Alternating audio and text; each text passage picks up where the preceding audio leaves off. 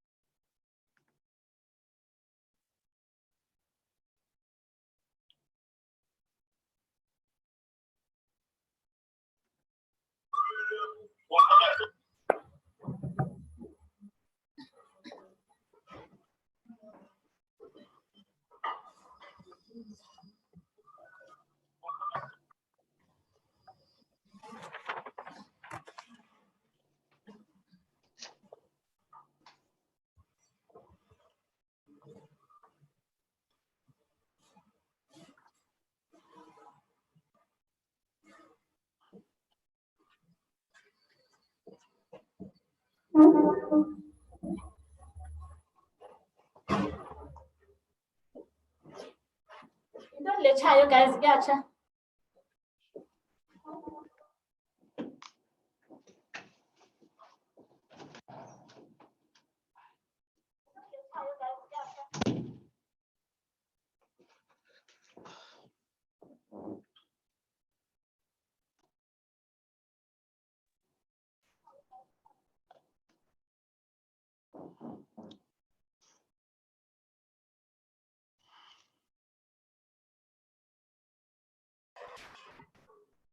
Good afternoon, good afternoon, good afternoon, everybody. I can see Mr. Mayor is here. MMC Masuku is here. Good afternoon, Madam Speaker. Good afternoon, Madam Speaker. Doc. MMC Masuku is here. Doc is here. Sipo is here. Speaker. Greetings, everybody. Good afternoon. Good afternoon. Sipo is here. Hi.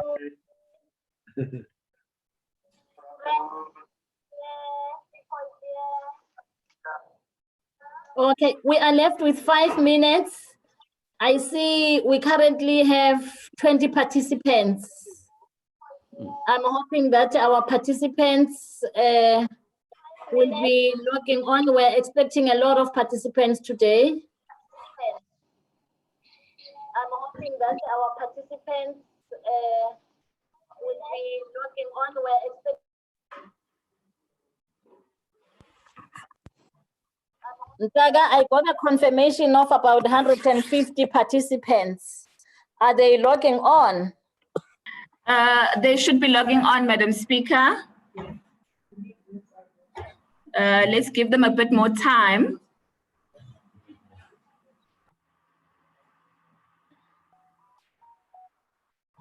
Am I audible?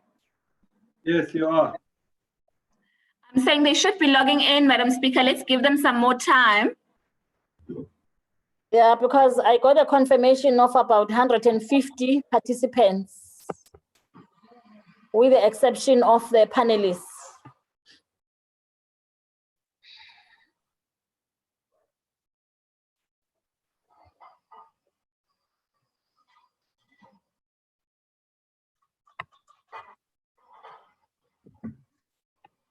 I think let's give them, yeah.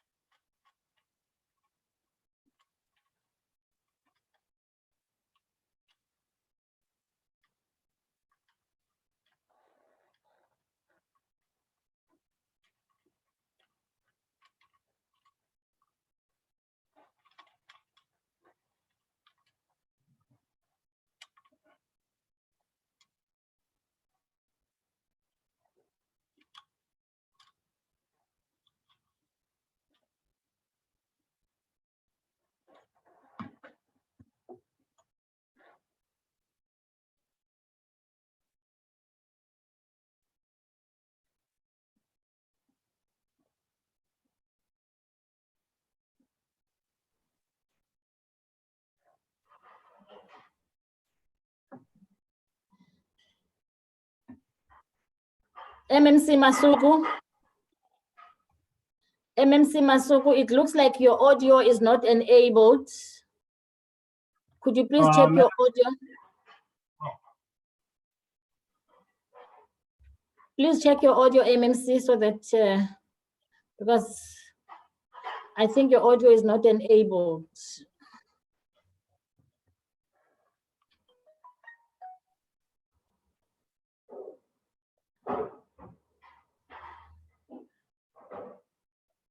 Hello, EP, can you speak?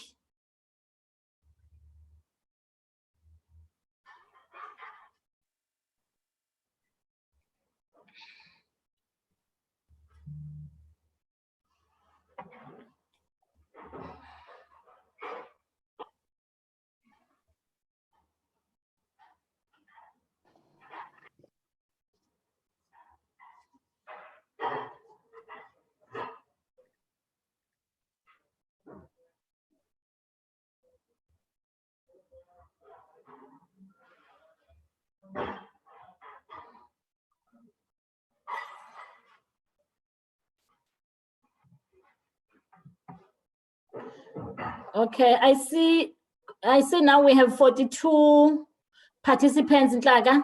Maybe we can give them 10 minutes to log in. It's 4 o'clock now. Maybe we can give them an extra 10 minutes. So we will start at 10 past. Noted, Madam Speaker. Thank you very much for the extra time. Okay.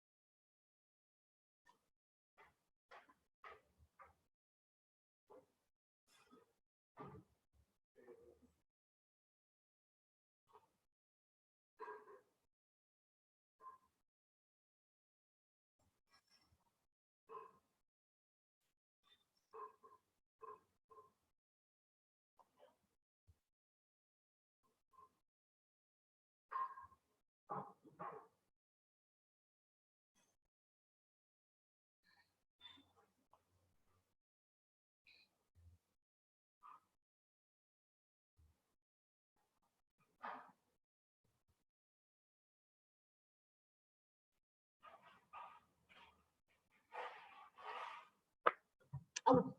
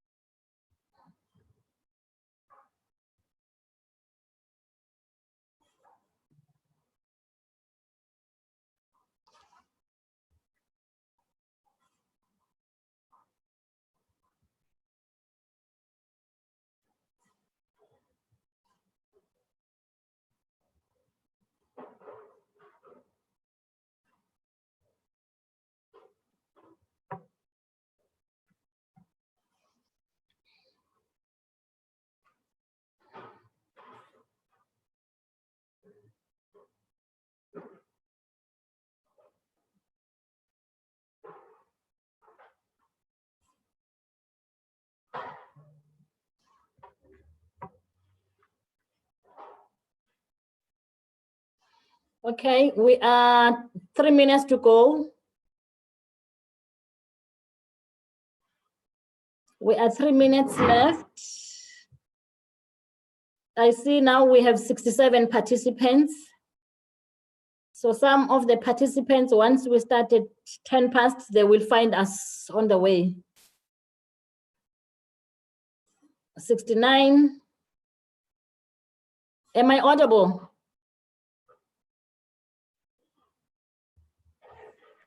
Yes, Speaker.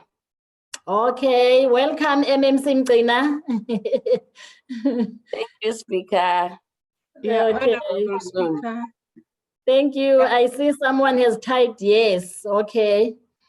We are now 2 minutes to go.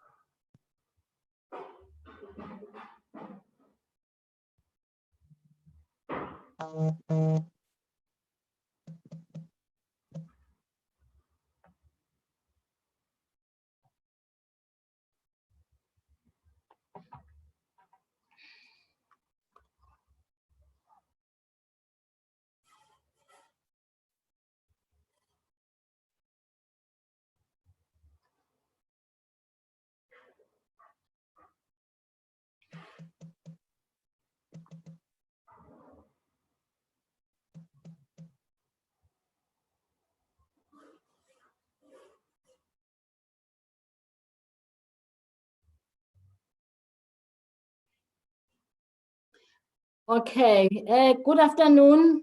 Good afternoon, everybody. Good afternoon to all our viewers and participants. I must first indicate that we are live on different platforms. We are live on Facebook, we are live on YouTube, we are live on Twitter.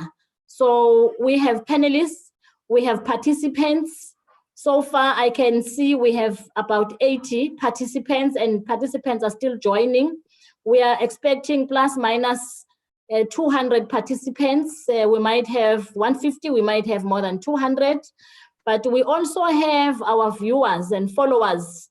So we have people who will also be sending their comments via the platforms that I have mentioned. Before I do the opening, let me first welcome everybody, particularly Executive Mayor of the City of Johannesburg, Councillor Jeffrey Makubu, who is here with us. I will introduce him as I do the introduction. I can see the MMCs. We have MMC Eunice Mgcina, MMC for Health and Social Development. We have MMC Loiso Masugu, MMC for Group Corporate and Shared Services. We have the Chair of Chairs, Councillor Salfina Mulauzi. We have Dr. Fundile Nyati.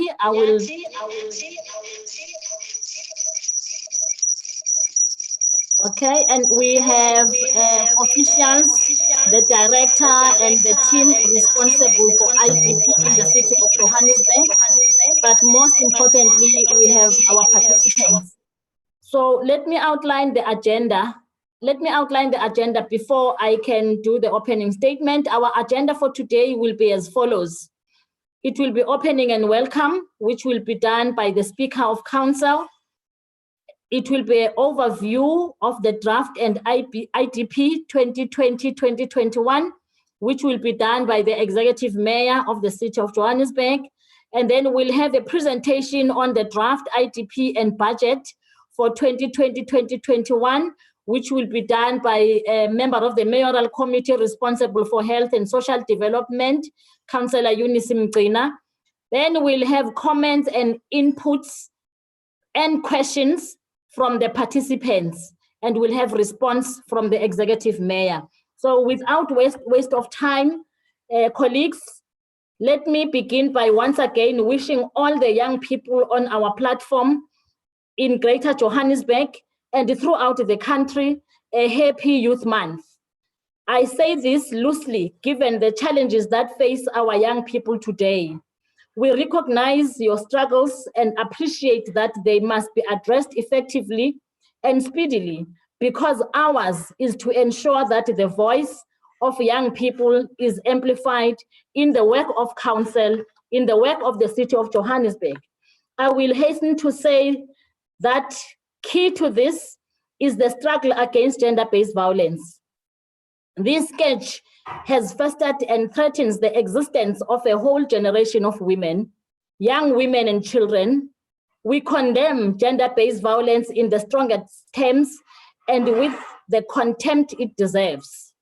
Ladies and gentlemen, Executive Mayor, with June being Youth Month, we have intensified our civic education efforts and have gone through great lengths to create awareness around the integrated development plan, especially as it relates to young people. And today, we seek to source the inputs and the voice of youth in our city on IDP and budget. So today, we are doing consultation with young people in our city in relation to IDP and budget. Last week, Mr. Mayor, we had young people who were representing different political parties. We were outlining the process of IDP and budget, and we were outlining that the process after you have tabled the IDP in council. And we did indicate to young people that we shall indeed create a platform like this one, where the mayor and the executive would come and present the content and the detail on the IDP and source comments from our young people. Today's engagement is particularly important, as I said, because we are joined by key role players in the city. These are the men and women who work tirelessly to ensure the implementation of policy and effective service delivery. I welcome His Worship, the Executive Mayor of the City of Johannesburg, Councillor Jeffrey Makubu, whom I will hand over to in a moment. We are also joined by the two MMCs, as I have already introduced them. Amongst us is also the chair of chairs within the legislature. I also wish to welcome Dr. Fundile Nyati, who has been our trusted partner, Mr. Mayor, in our civic education journey, especially under this new normal, which requires visual innovation. We have been doing some community education with him, especially when it comes to the frustrations and the stresses and the challenges that are brought about by the pandemic. We have also had some discussions with different formations, youth formations, faith-based organizations. We have had interaction with youth. We have had interaction with our Joburg young people in relation to what does this mean to them, and how is the pandemic, how is the society coping with the current situation we find ourselves in. So today we thought that we need to host this consultation process with the young people on the IDP. I am pleased to be eventually hosting the Integrated Development Plan Youth Consultation through this webinar. Without waste of time, because now we are online, I would want to hand over to the Executive Mayor to briefly touch on the concept of the IDP, and also just to outline to the young people, especially those who are joining us for the first time today.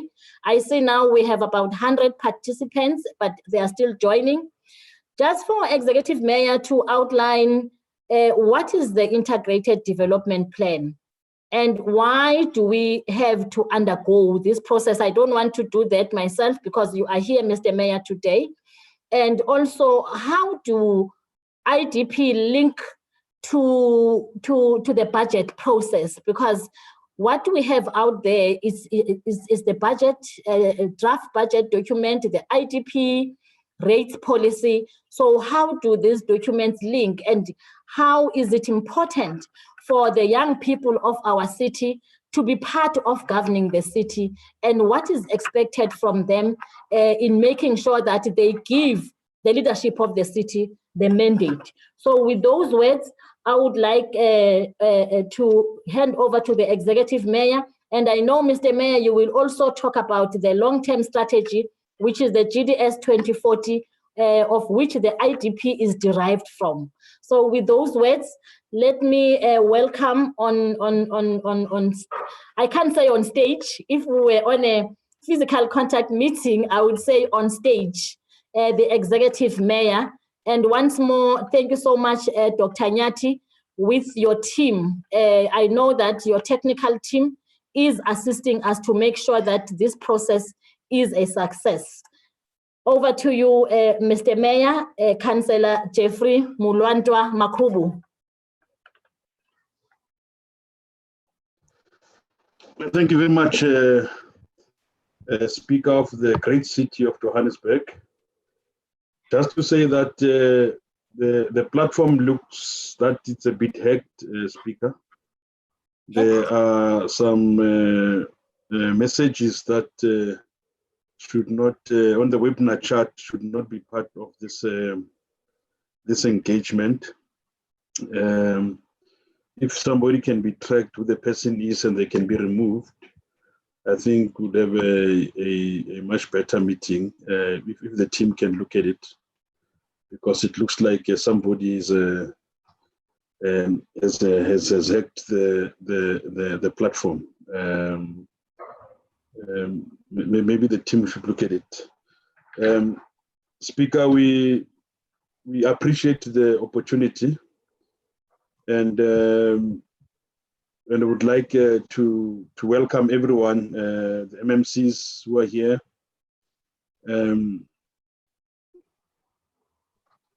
MMCs who are here, part of the conversation with young people.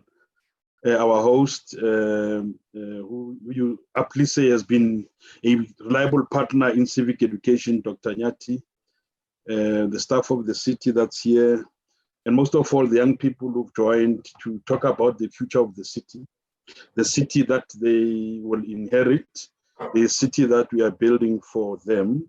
We are just but the construction workers who are constructing a city that was bequeathed to us by the generation before, and we are building it to be a better city for them. So it would be. I think it's okay. It's good that Speaker, you've organized this meeting, that young people must talk to us about the Johannesburg of their heart's desire, a Johannesburg that they would want. We in the city have got different levels of planning. The first plan, like you articulated, is a long-term plan. We had a 30-year plan called the GDS 2040, which effectively would map out the journey towards a city as envisaged in 2040.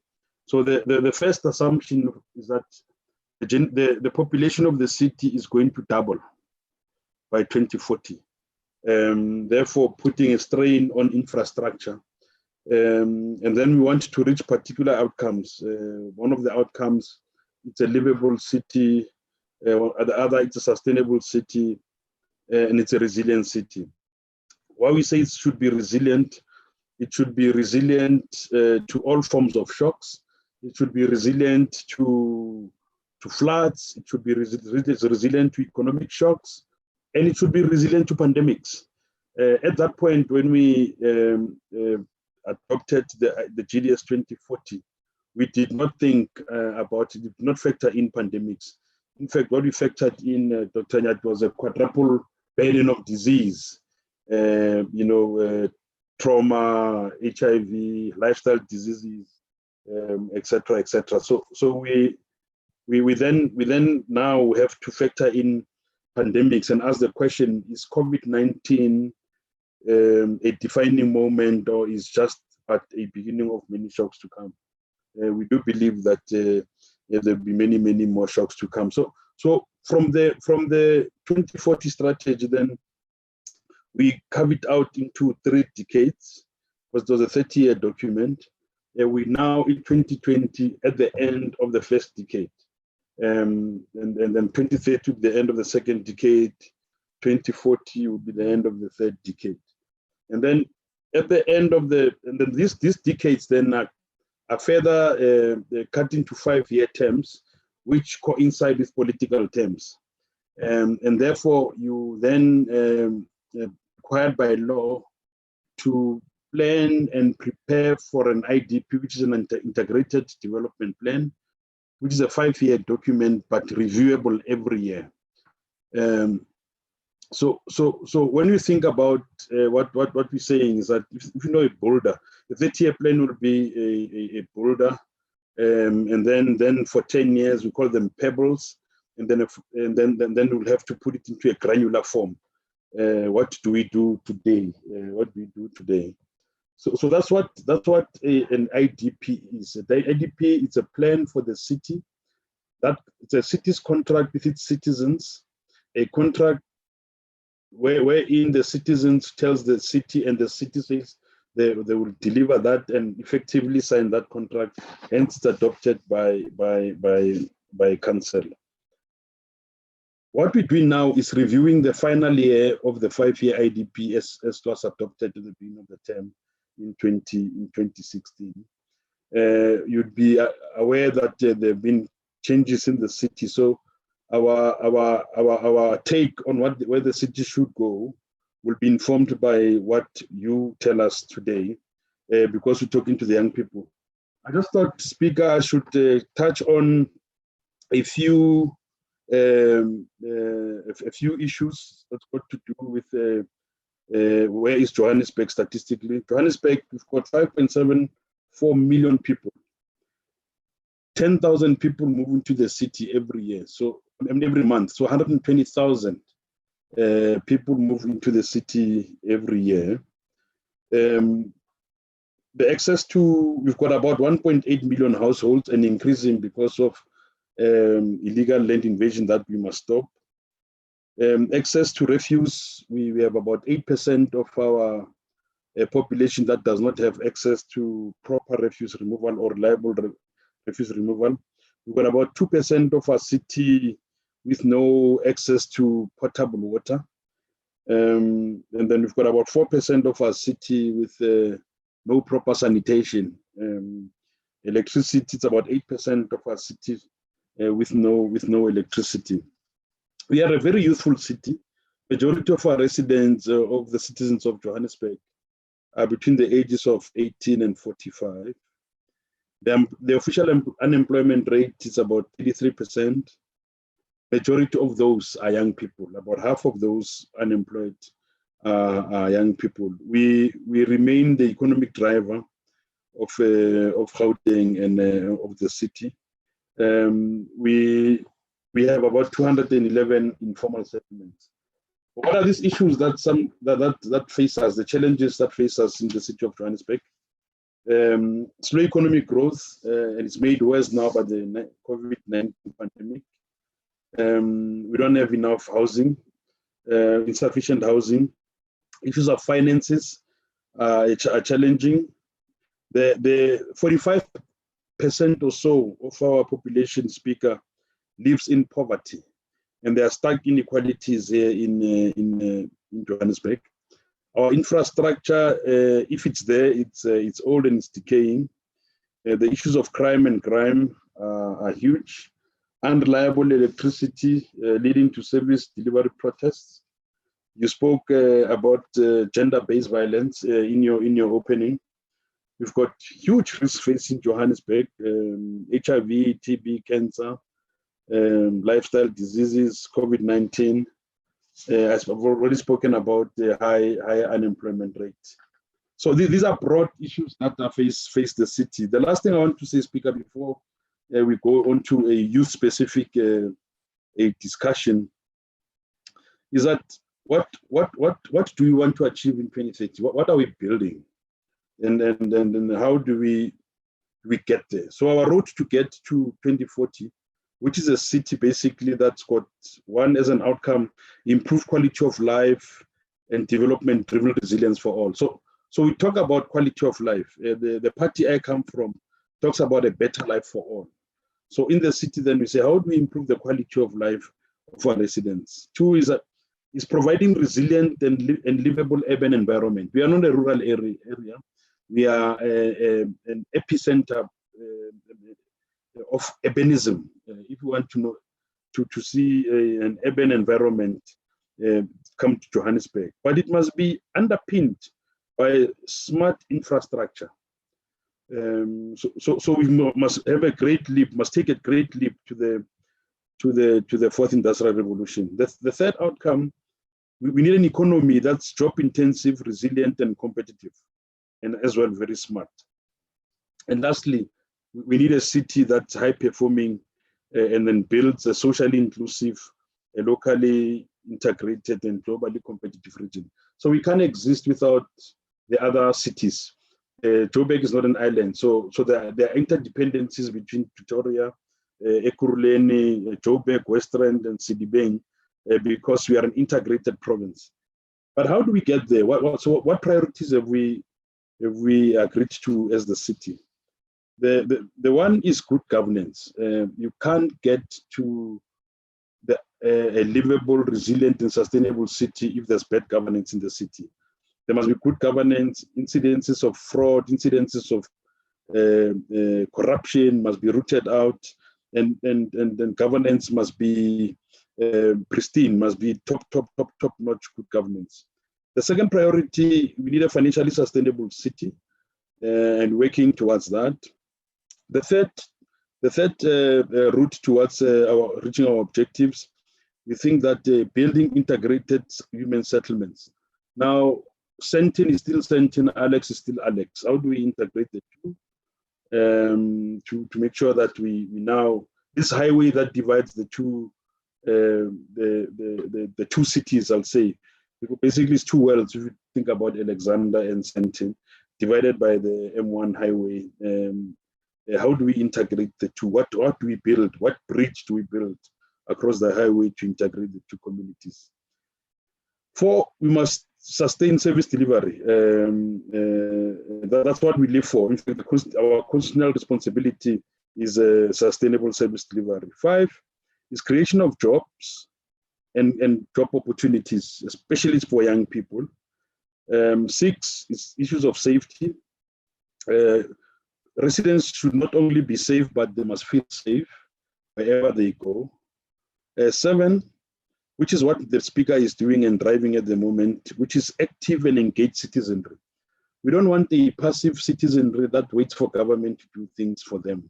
They must, together with their government, co-produce services and become active and very engaged citizenry. So as you engage the city, would like you not to stop here, but to continuously being active in all aspects of city life.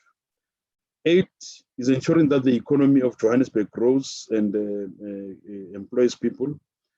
9, it's issues of environment. You can't live in a city where environment is being destroyed. And lastly, Speaker, is building a smart city. I think COVID-19 has exposed the need for the great leap to the 4th industrial revolution, where we consult not only using traditional methods of being in halls, but using technology as it is at the moment we are consulting on Zoom.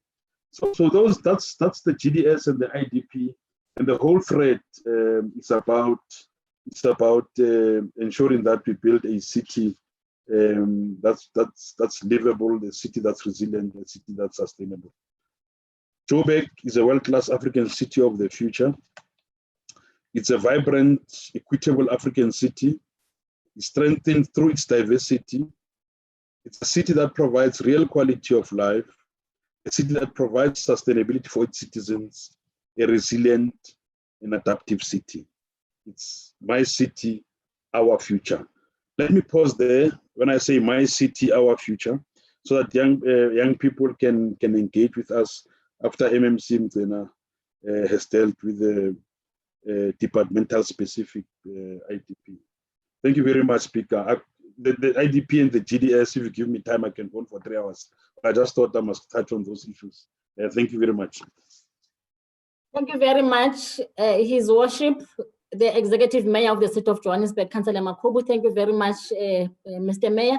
Without wasting time, but before I hand over to MMC Mzina, let me just indicate that we have corrected the hacking. I'm told by the technical team that they have closed the chat option. So if you want to talk to us, you will raise your hand and use the voice. We have closed the chat. We shall not be derailed. This is the platform for young people of the City of Johannesburg to have their voice and talk to the Executive Mayor and the City of Johannesburg. MMC Mzina, I already introduced MMCs, that MMC Mzina is the MMC for Health and Social Development. I see she is here with her staff. I saw your young person, Chris Vondo, is with you, MMC. There's MMC Mzina. Yeah, so that the team can see her before she puts up the presentation. Over to you, MMC. We're talking about IDP and the youth of Johannesburg. Thanks. Thank you very much, Speaker. Greetings to everyone who managed to switch on today. Can I request that the presentation be flighted? Thank you.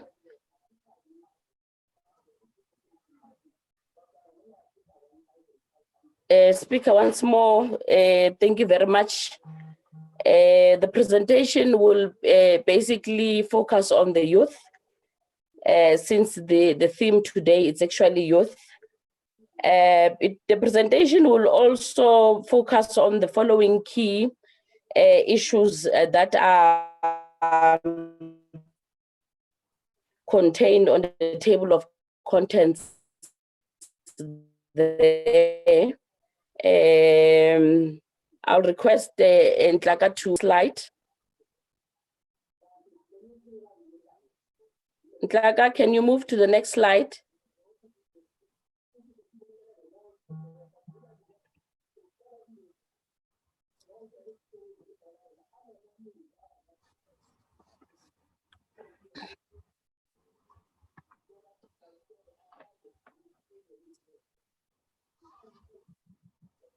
Ntlaka? We are now delaying your session, Madam Speaker. Yeah, it's okay. Can we request other members to mute so that we are able to hear properly?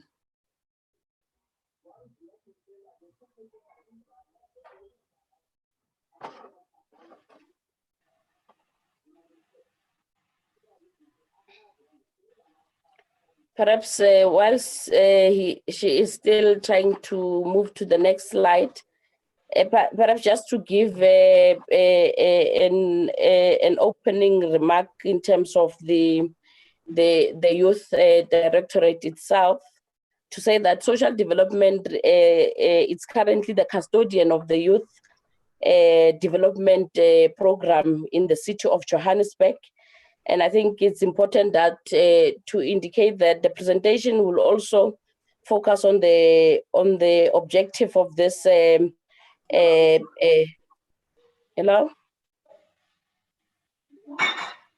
Somebody is unmuted, Speaker. Can we request, Dwako, can we request your team to mute everybody and only unmute the speaker, please?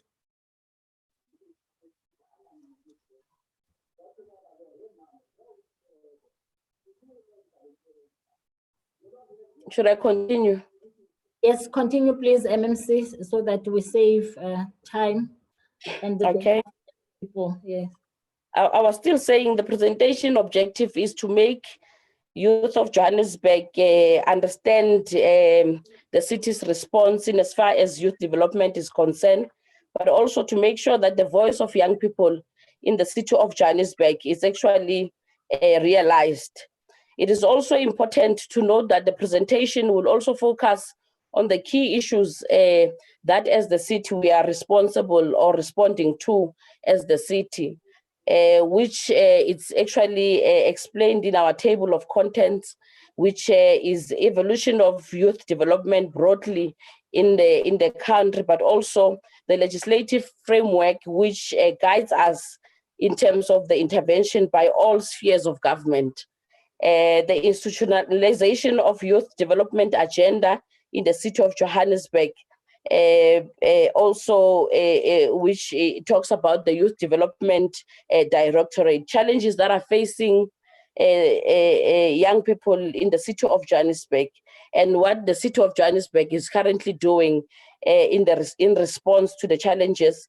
And also would also like to pose questions in terms of this discussion, to say these are the questions that would want this discussion to actually respond to today, which eventually will then help us to shape a best direction for the youth of Johannesburg. Can we move to the next slide?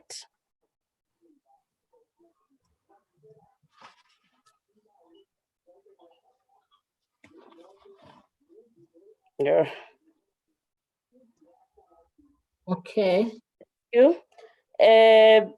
the paragraphs here, Speaker, suggests that or explains the evolution of the youth development broadly in South Africa, and I would not dwell much on the paragraphs that are following, but perhaps just to indicate that in South Africa, the youth role is actually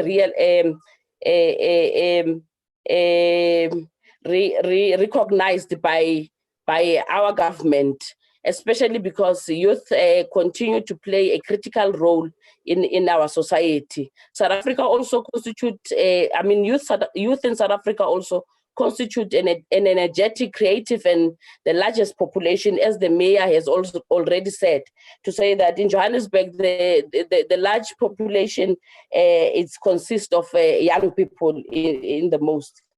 And it is also very critical to also understand the role that is played by young people in the city of Johannesburg. The executive summary continues to give an explanation of the importance of the evolution of young people in the city of, or in South Africa as a whole.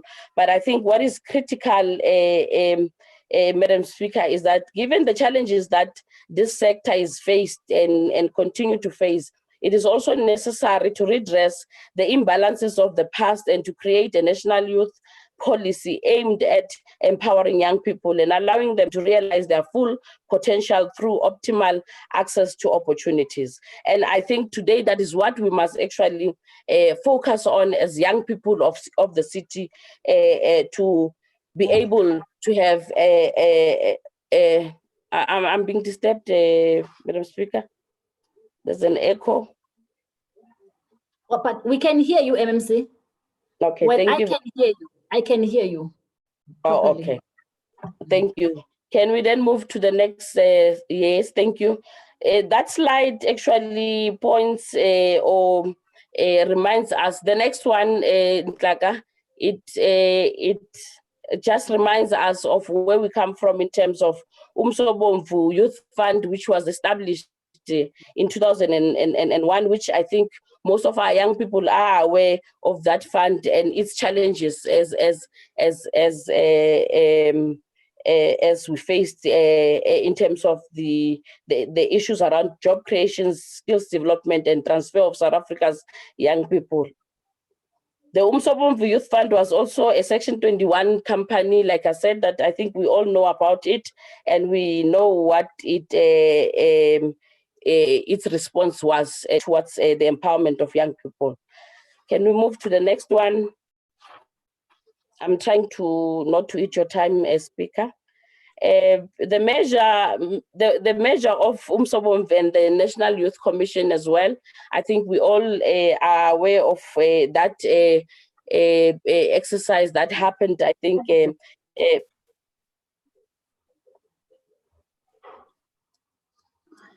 maybe you must mute yourself as well, Speaker. Okay. Okay, Right. I was just explaining the measure of Umsobomvu Youth Fund and the National Youth Commission, I think, which young people in majority are aware of this particular information. Can we move to the next slide?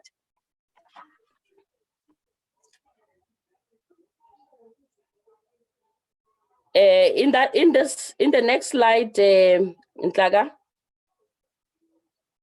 The next slide represent the context and legislations. And I think these pieces of legislations are actually supposed to help us or help government to intervene in terms of youth development challenges as reflected there. I won't go through all of them, Madam Speaker, but just to indicate the importance of these legislations in terms of addressing the challenges that are faced by young people. And it is critical for young people to know and understand these particular legislations.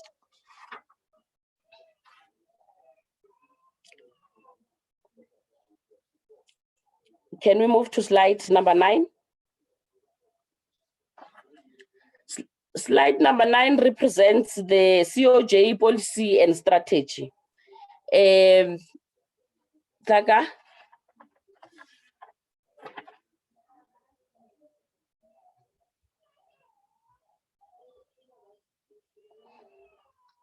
Thank you.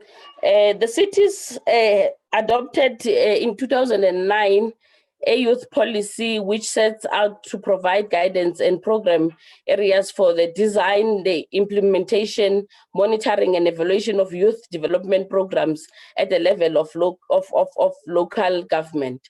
This policy has also developed a recognition of the importance of youth of Johannesburg and in response to their diverse needs. Subsequent to that, the policy also is a draft development strategy which identifies key elements to be implemented by the city of Johannesburg, which, I mean, the key issues identified by both the policy and the strategy are actually the creation of employment opportunities, support for businesses owned by young people, skills development to address the social ills faced by young people and youth activism through participation in various interventions. Implementation of the document could also find traction could not find traction due to various challenges to be addressed in this particular presentation as well. And I think for it could not also find traction because of the challenges that we've been having, I mean, as a city for the past 3 years. I must also indicate that there's a process underway to review both the policy and the strategy, just to respond to the current and relevant issues that are facing young people in this current situation.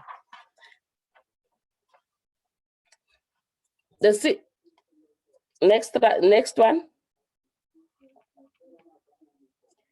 In terms of institutionalization of youth development in the city of Johannesburg, the policy also provides an establishment of youth development directorate, which is currently located in the city manager's office. And it's something, it's one of the challenges that I think that we are facing, and you will then indicate the challenge as we move on with our slides on the later presentation. Can we move to the next slide? The next slides represent the youth development directorate and the role it plays in the city of Johannesburg, or the role it should play in the city of Johannesburg. Amongst others, the responsibility of this directorate is to develop and align youth development policy and strategies of the city in line with the provincial and national legislation, policies and strategies, to develop an integrated youth development strategy of the city and an implementation plan, to develop guidelines for the implementation of the integrated youth development strategy of the city, to initiate, design, coordinate, monitor, and evaluate youth development programs, to develop and sustain partnerships aimed at developing young people, to coordinate and oversee the mainstream of youth development in the city, to also ensure the provision of resources in a sense of finance, personnel and material, just to access the city's facilities as well for program implementation as well. Another role is to interact and liaise with the city's departments, MOEs, external partners regarding youth development issues. The next slide also represents the role of young people within the directorate. It's to continue engaging in research projects aimed at informing, monitoring, evaluating, and improving service delivery to the young people, to facilitate fair and transparent youth participation in relevant youth development programs, to respond to council through the city manager, who reports to the executive mayor on progress regarding youth development, to develop a citywide youth directory, and which is an information booklet on youth services and opportunities that are provided by various departments and MOEs, as well as their contact details.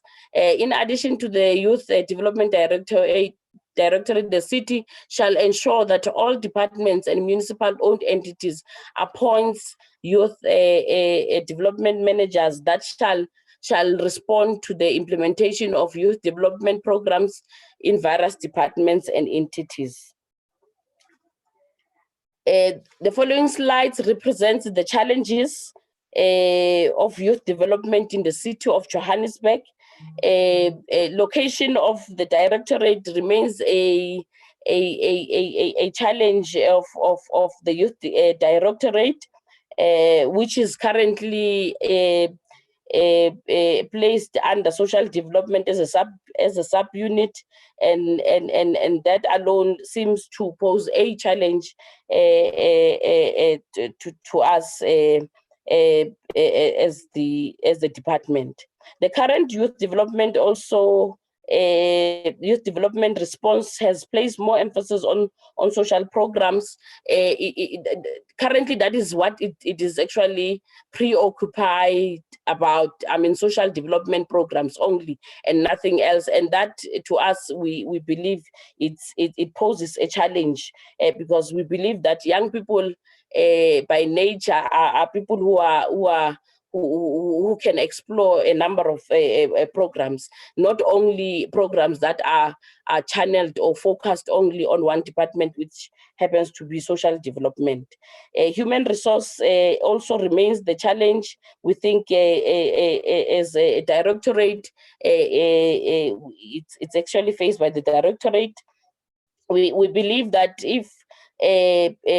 if we are to implement youth directorates or youth forums in our regions, in our wards, that will also help. It will help, which is not the status currently. Currently, we don't have such structures in our regions, in our wards as well. Budget also remains a challenge. And I think that the last time this particular directorate was given budget, the last time was in was when Mayor Masondo was the mayor, and currently there is no budget that is channeled to the young people of Johannesburg. That remains the challenge as well. Mainstreaming also remains a challenge. Youth development work is cross-cutting in nature and requires a strong mainstreaming amongst all cities, departments, and entities. This has not taken off the ground due to various challenges such as location, as I've indicated earlier on. So these are some of the things that we need to address in order for us, in order for young people to be able to be empowered. Also, we're saying around governance as well, there's a challenge of structures to play also an oversight and support role on implementation of youth policy as well.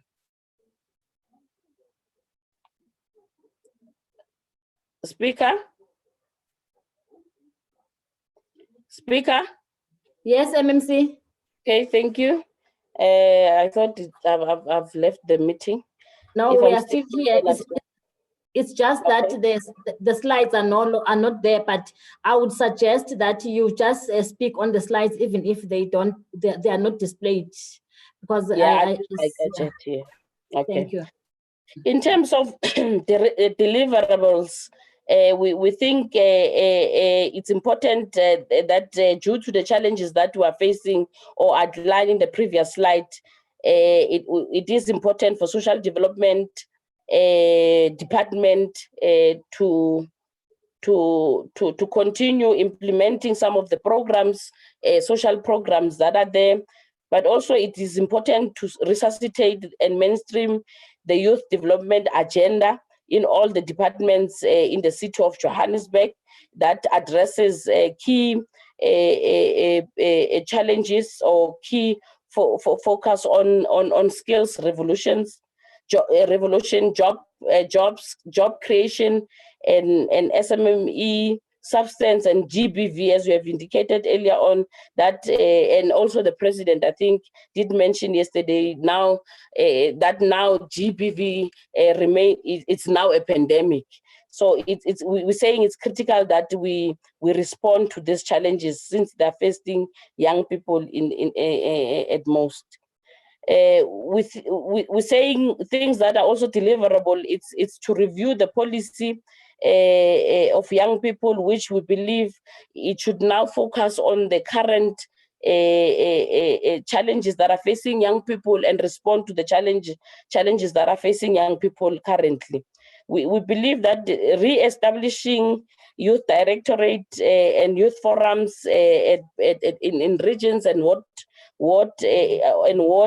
it's also critical for us to focus on. This will ensure that okay. No, I think I've mentioned what we think it's possible to deliver as a now. We'll continue to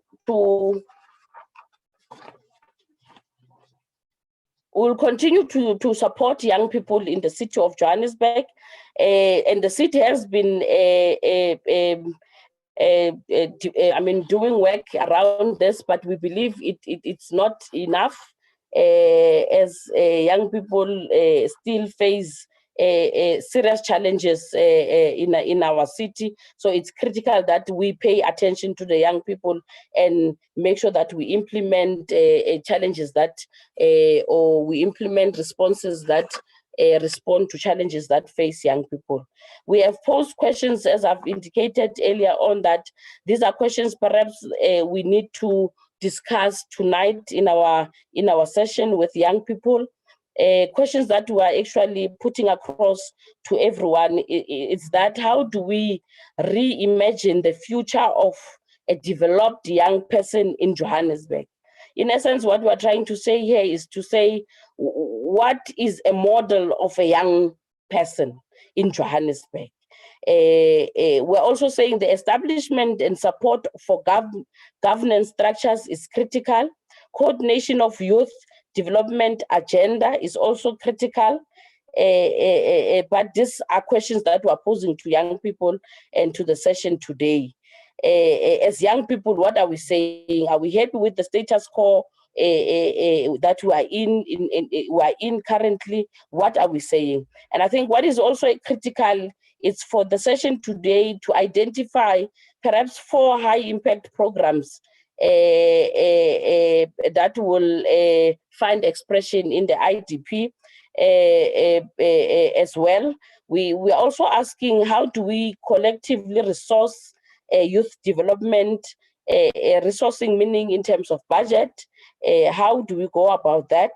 And lastly, we're saying, who should be the primary beneficiary of these programs of young people? Who do we define as young people? Are young people ex-offenders? Are young people young mothers? Are young people young women? So those are actually the questions that we think tonight in our session we need to respond to. And I think not forgetting that it's also important that we remind ourselves, or we remind young people that what is also critical and key to our programs is that it is important to remember that we are now in an era of 4IR. So it's critical for us to also remember that we are on the era of robotics, the era of 5Gs, and so on. So it's important as we reflect tonight to the questions that we have flighted today, just to remember to respond to such questions. Madam Speaker, I think that's how far I could go with the presentation. Thank you very much. Thank you very much, MMC, for your comprehensive, well-prepared presentation, which is well prepared for our young people of the city. Without waste of time, Mr. Mayor, because I know that young people have also raised an issue of connection, that we need to put broadband and wire the city so that young people, wherever they are able to connect on the internet. I'm now going to go to the next session, which is the comments by our youth. The MMC has already given us some directive that what is it as young people that you would want to see filtered in this draft IDP for it to be the final document.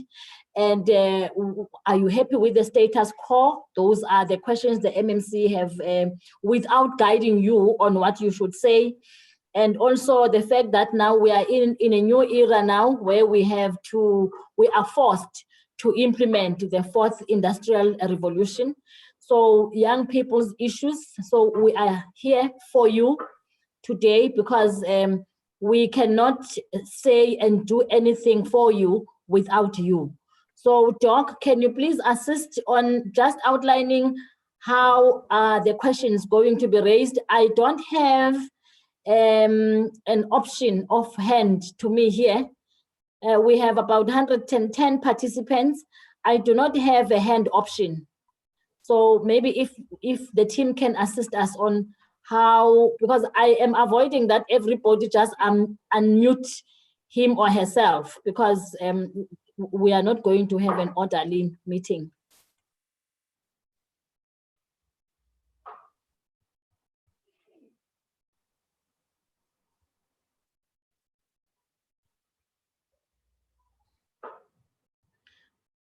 We are on item number 4 now, which is comments, inputs, and questions by the participants.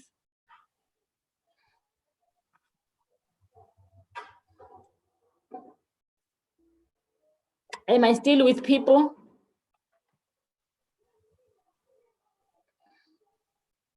Am I still with people?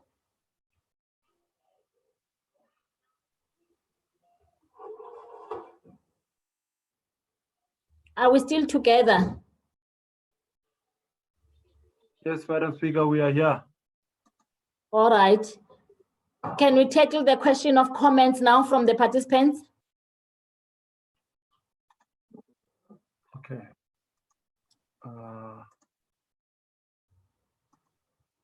Yes, Sipo. Can you assist in that? Yes, Madam Speaker, I'm just trying to see the hands from my side because I don't have that option. And I'm asking Doc to just help me see so that we can line all these young people's questions up. Okay, Speaker, am I audible? Yes, you are. Okay. I can see I can see some hands on my side. So maybe I'm just going to call them out one by one, if you don't mind, Madam Speaker. Yes. And then we'll Yes, give them the platform. So yes, I've got number 1, Jacqueline. Number 2, Mwebi Siduna. Number 3, Bev. Number 4, Mpho Ntlaleng. Number 5, Ntombi Mthembu. Number 6, Tabang Baloy. 7, Lerato Bob. Maybe I'll hold it there for now. So maybe those 7 names that I've called out, in the order that I've called you out, and if you can please then just provide your input and engage the leadership on the platform. Thank you. Thank you very much, Ntlaga. So can you manage that one, because you are able to see the hands? Can we have the number 1? So Ntlaga, you will manage this process then. Thank you. Okay, sure. Jacqueline? Okay, we seem to have lost Jacqueline. Perhaps the next speaker? If they can just unmute themselves.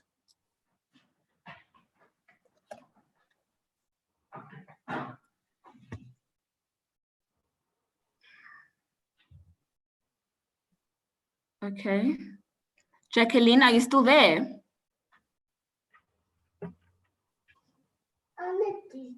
Okay, perhaps let's move on to Mwebi. Mwebi?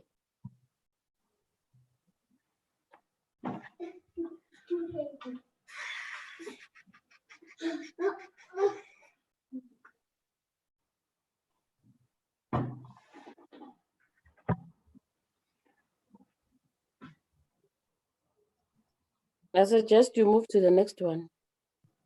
Bev?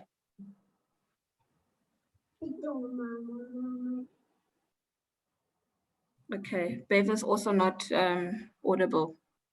Okay, can we make sure that they are unmuted?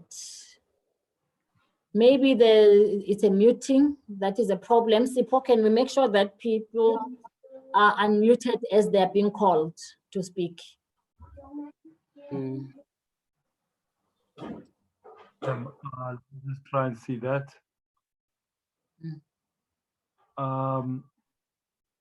Okay, Madam, can I just maybe suggest while we are waiting, because I'm not sure where the challenge is, if we can read the comments that have been placed on the Q&A in the meantime, and then we can come back to those hands. Hopefully, they would have sorted out whatever issues they might have. Is that okay? It's okay. So we need, yeah. Okay. The first one is just a comment from Lesego Mokoena, who says government of local unity is leading very well. The second one from Bev says, good day, can you send the link? So we'll send them to Bev. And then the other one is Tabang Baloi, who says, thank you for a comprehensive presentation, MMC Mgcina. How do we become youth development managers? And then Mteto Joy says, the strategic composition is clear and well understood. We need an electronic system where we can apply to access funding online. What plans has the city and government put to place to ensure that we can electronically apply for funding? And then Kopano Kwapeng says the city has an agro-processing forum that the COJ started but has currently abandoned it. There was a clear program and objectives and numerous young people who were part of it. I believe it needs to be reprioritized as it is critical as a labor-intensive sector, which is part of the essential service for food supply, but the city does not seem to take it seriously, which is very concerning. And next comment, okay, those are just comments. Kagiso Tlobatla says the youth unemployment should be regarded as a pandemic. The fact that unemployment is so high should be a major concern. As a farmer, if you don't plant any trees, you won't harvest anything in the future. I'm just trying to see. I saw Bev sent a message saying that we can't hear her, so maybe Bev can try and also unmute or test her system on her side. Shanganani Ndlovu says, what actions are taken to implement the youth development in townships? So I think maybe if I can leave those ones for now, and then I can go back to the rest of the other questions if the MMC or the mayor can respond to those ones for now. Thank you, Madam Speaker. All right, maybe before the MMCs and the mayor responds, can we allow the hands that were noted to respond, those who are able to speak? And Tlaga, maybe if you can call number 4, 5, 6, and 7, whilst number 1, 2, and 3 are still trying to connect. Okay, thanks, Madam Speaker. So I'm just going to call the names again. I've got Mwebi Situne, Bev, Mpho Ntlaleng, Ntombi Mthembu, Lerato Bob, Tepo Libilo, Simpiwe, Zandile Lisa, Mandle Nkosi Pangwa. Yeah. Yeah. Okay. So let me just Mpho, are you there? Mpho, can you please unmute? Okay, I'm moving on. Ntombi Mthembu, are you able to unmute? Ndombi, are you there?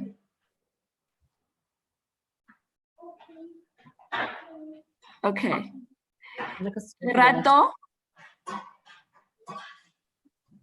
Lerato Bob. Is there anybody who's able to unmute? Maybe let's start there. No. Speaker, there's a note here, somebody, Galaxy A20 says we don't have an option to audio in order for us to speak. Oh. Yeah. Okay, can we ask the technical team to assist that? Can you get the technical team to assist our panelists so that they are able to speak, please?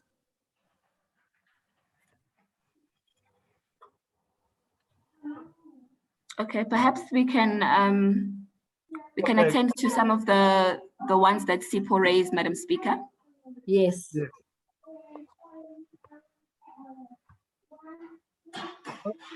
Can we have comments from the executive on the questions that were already raised? Whilst I see Dr. Nyati is trying to say something, but we can't hear you, Doc. Okay, can I then request, maybe before the executive mayor speaks, we have two MMCs. We have MMC for corporate and shared services. If she could maybe respond to some of the questions or comments, or comment on the comments and questions raised from Sipho as well, and then I'll give it to MMC and MMC Mgcina and then executive mayor, whilst we're trying to unlock the muting as a system. MMC Masuku, are you there?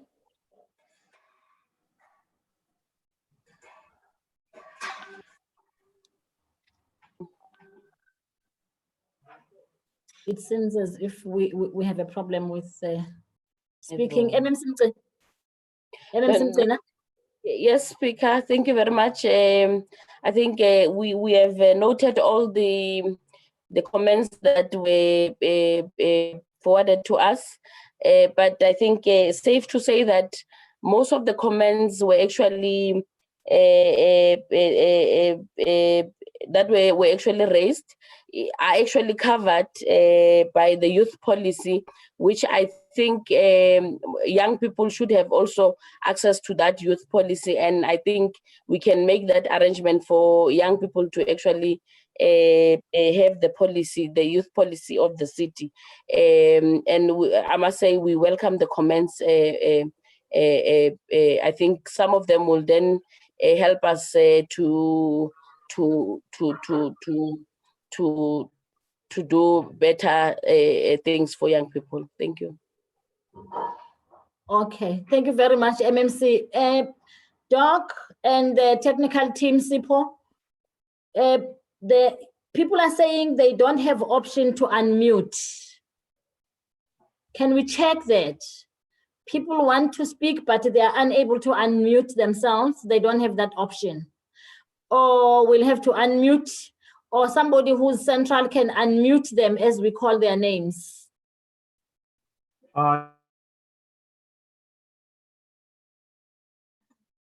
Okay, Madam Speaker, we are trying to locate the doc so that he's able to help us unmute the people on this side.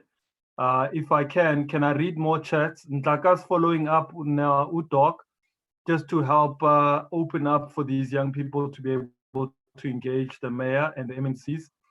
Can I perhaps maybe in the meantime, because they are sending their chats or their questions on a chat, is it possible that I can read a few more? Yes, yes. Okay. So now Simpiwe is asking, what is the strategy that is going to be applied to respond on the war against this monster called unemployment and youth and young people?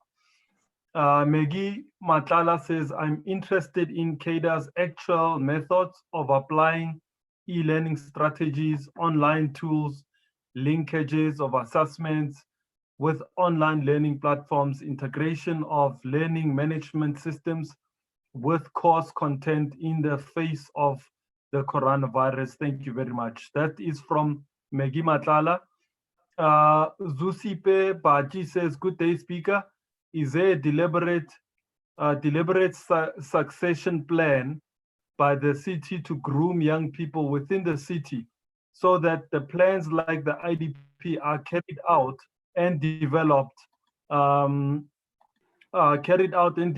even for the next 10 years. Moepi Sitona says, my input is that we as technology startups have digital solution for youth active citizenship. So Moepi has some solution right there. Bev says she could not send that comment. They're unable to unmute. Oops. Okay. The youth want to get involved but cannot get their voices heard. They have the way forward. The last one I'm gonna read before I can hand over. There are so many comments coming. Thank you for the wonderful presentation. It is clear indeed. Is there a way to get the presentation on my side? It was not showing. I would like to find out if Youth Development Directorate is well placed under social development. I do not see how this department in particular is aligned with the current youth needs. There is a requirement for young people to meaningfully engage in the economy without facing the challenge of the connected economy.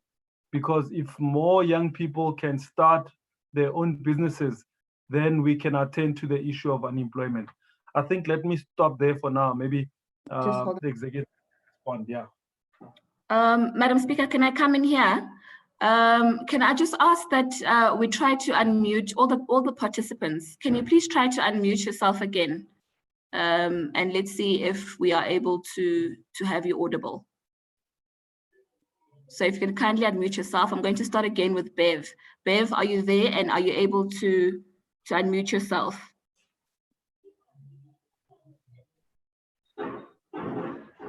Paul, are you there?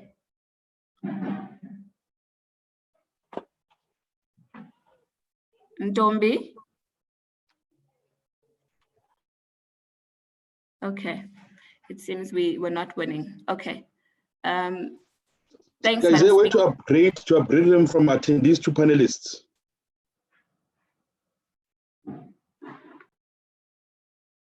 From the host? Yes, maybe maybe let's make them panelists.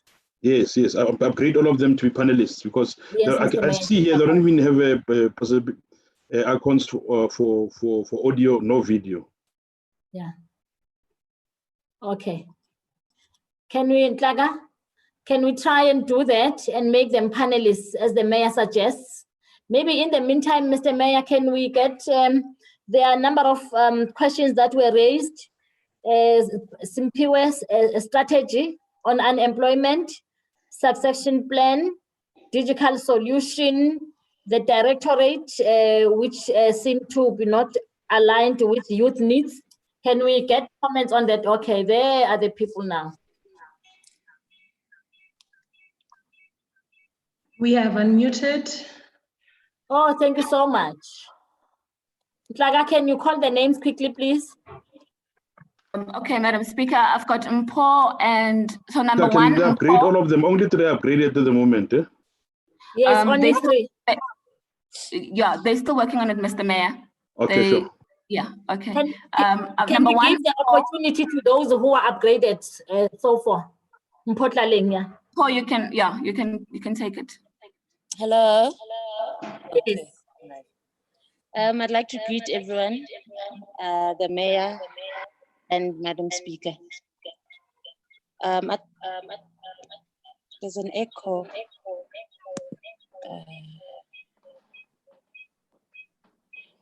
We can hear you, Tlaleng. We can hear you.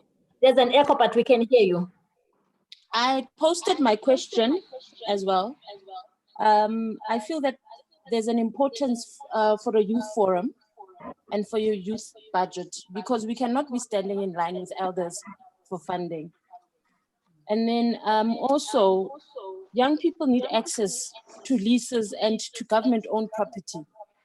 I was speaking to the lady on your poster this morning and said, I'm one of the first youth organizations in the country to be awarded a learnership. So I'm a young person who's giving skills to young other people. Yet I've been running my learnership in the street because nobody.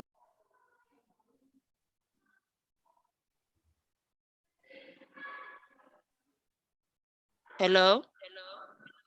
Yes. Yes. So I'm saying, can we as young people also be given a chance to own property in the city? Right now, the city of Joburg, well, let me say the CBD, does not have halls or does not have community centers for us to operate from. As I'm saying, I'm pleading with the city. I'm running a learnership from the street. If MICT CETA were not as passionate about young people, I would have lost out on this opportunity. My learners, I've got 15 learners. We moved from one office to the other for training. I've been to JPC, I've been everywhere, and they're making a mockery of who we are. So how do we grow as young people when we want to contribute to the economy of this country, we want to contribute to the city, and yet everyone closes all the channels for us? Thank you. Okay, Lerato. Lerato Bob, yes. Yes, I'm here. Thank you so much, Madam Speaker, for the opportunity. Okay, mine is just a few things. Ne? One, looking at the presentation by the MMC, we don't see core programs as young people that actually speak to us. We see that there is a policy that is being drafted, there are strategies that are coming, but we are not getting what those policies are saying, what those strategies are going to be saying. So for all we know, as young people, we could be waiting for another strategy and policy that is just going to be saying the same old thing that government has been saying for many years. For example, we have not seen programs that are allowing young people or are empowering young people to participate in the informal sector of the city. The CBD is full of people, foreigners, in fact, that are not even registered. Millions are circulating in that sector, but there is no program that the city is giving to us as young people to say, this is an opportunity for you guys to participate in it. Coordinate yourselves in this fashion, and this is how the city will assist you to penetrate the same market. Just like the spaza shop debate has been going on for a very long time, where young people are saying, we want to participate, but we don't know where to go. And I think I will also echo the sentiments of the other speaker who said the youth unit is misplaced in social development. As a young person, I'm actually surprised that there would be a youth unit that is placed in the Department of Social Development when we are in such a crisis in Johannesburg where young people cannot even operate a simple laptop. You know, young people do not have access to a lot of things. So it kind of shows that there is no seriousness that is given to addressing issues of young people. So I think maybe if that would be fast-tracked in moving the youth unit to a proper department where it will be able to assist young people and ensure that young people are empowered. And I think on the last one, the issue of rolling out a massive skills program is very critical for us because we have a lot of young people that are unable to go to school. So what is the city then doing to help those young people that are unable to go to universities and colleges? What are the other programs that could be rolled out to assist young people in order for them to gain skills? So, and skills that would be relevant in the current economic epoch that we are in as a city and as a country. So I think that those would be, and I think another thing, Madam Speaker, sorry to eat up your time so much. I think the other issue would be being more deliberate. I think as a young person, I would really want to see an IDP that is more deliberate in addressing issues, targets that are set, that are achievable, that we can all see, the city is actually realistic in this thing, and they are going to make sure that they work to ensure we achieve those targets. Like your procurement issues, we want young people to be given an opportunity in procurement, you know. So we could go on all day, but I think let me leave it there, Madam Speaker, just for now. Thank you. Thank you very much. I'm going to move on to Kanye. Kanye, are you there? Kanye, are you there? Okay, I'm going to move on to Calvin. Ntombi. Oh. Okay, Ntombi, you can take it. And I see Tepo is also on board. Ntombi, you can take it. Thank you. Greetings to the Madam Speaker and the Executive Mayor of the city and all the MMCs here. And thank you, MMC Mgcina, for that presentation. My input, I'm going to try to keep it as short as I can. Firstly, is that COJ has a lot of infrastructure, as the mayor pointed out, that is unused and that is decaying. I think the COJ must do an audit of city property that can be used to provide different services to young people, where young people, as the previous speaker indicated, they can use it as center of businesses, training centers for CETA related training. I think it's important that that property audit is done to see how young people can benefit from unused and decaying buildings. And then we need to build a sustainable jobs. And my take is that we cannot only rely on procurement opportunities from the city as young people. It's impossible and it's unsustainable. So when the city opens up opportunities for young people, it must also look at opportunities outside of procurement. Young people in the city of Johannesburg have many different interests. There is young people in the creative sectors of visual arts, performing arts, dancing, theater, that need facilities and space to rehearse. There's young people who are trading in spaza shops, hair salons, clothing manufacturing, but don't have spaces to operate their businesses. Now, these are practical young businesses that will not rely on the city's tender system, but rely on selling their services. We've got a lot of decor and catering companies of young people in the city of Johannesburg that give services to weddings and events, but also lack the facilities. The city needs to create a database through the Youth Directorate, a database not only for procurement reasons, but a database of young businesses. The only way the city can create more jobs, sustainable jobs, is increasing young people in the SMME sector, empowering young people in the SMME sector. So COJ must move with speed in fast-tracking the needs of young people. We cannot be a city of dialogue. We cannot be a city of events and talk shops. We need to be a city of implementation. And as I wrap up, the city must strengthen its private sector partnerships. It is not correct that the city of Johannesburg is the hub and the buzz of big corporations in the country, yet we cannot pinpoint where is the private sector partnerships in the city. And it will address a lot of other elements. The high use of drugs in our communities, such as Nyawupe, the city must have a budget in this and a compulsory rehabilitation centers in our communities. Lastly, the MMC asked us, how do we reimagine the future of a young person in Johannesburg? And then she said, we must define who is the young person in Johannesburg. The stats are there. Stats SA has stats that define the demographics and who we are as young people in Johannesburg. So the work-ready youth, the business youth, the social entrepreneurship, the city must work with speed. We are young people in need in the city. We are young people who are hungry in the city. And yeah, that is my submission. Thank you very much, Ntombi. Can I hand it over to Kupano?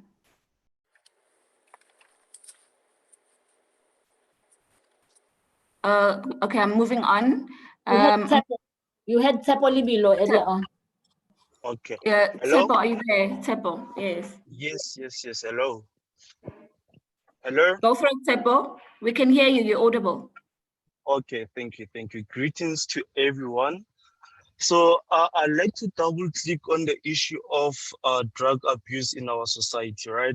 So looking at that issue, I've personally went to a few rehabs of which I cannot mention as to how do they go about rehabilitating our people in the society? Because I'm aware that our youth, they are very skillful, but they are actually not putting it into good practice. So therefore, I'd like to understand as to, okay, let me say a prison is also a rehab. So when people go to rehab, especially like Nyope people users. What you call this? A prison is a rehab, so therefore we have individualization in sentencing when someone goes to prison based on what they've committed. So now you find that these people, they have 10 years smoking Nyope, 15 years smoking Nyope, as I've interviewed a few of them. We cannot take them into rehab for 6 weeks, of which is not equivalent to what could be a rehabilitation center or something that can rehab someone, because now it's not in years or in experience. It's not equivalent to solving the problem. You understand what I mean? So I'd like to check on that one as to what can we do that will be different in helping these people, because their skills, they might be needed in the community. Mom, hold on. Hello? Hi. Yes. Sorry. Yes. Hi, Gaga. Can everyone hear me? Hello? Hi. Hi, Gaga. Yes. Pepper, are you done? Yes, Pepper? yes. Okay. Yeah, it's fine. Thank you. Okay. Thank you, Sabang Kopano. Baloy, can I speak? All right. Let's start with Kopano. After Kopano? after Kopano. Okay. Okay, can we start with Kopano? Kopano, you can go for it. Thank you. Okay, I had already raised a question that was addressed, which was about the fact that the city has an agro-processing forum, which has a lot of young people who are producing their own and manufacturing their own sort of agro-processed goods, from food products to beauty products. But the city has since abandoned that program. One, it's a labor-intensive program, but also it enables us to be manufacturers and to own our own value chains, which we know that is critical in the economic transformation of our country. But the city doesn't seem to be taking it seriously, and I would like to understand why.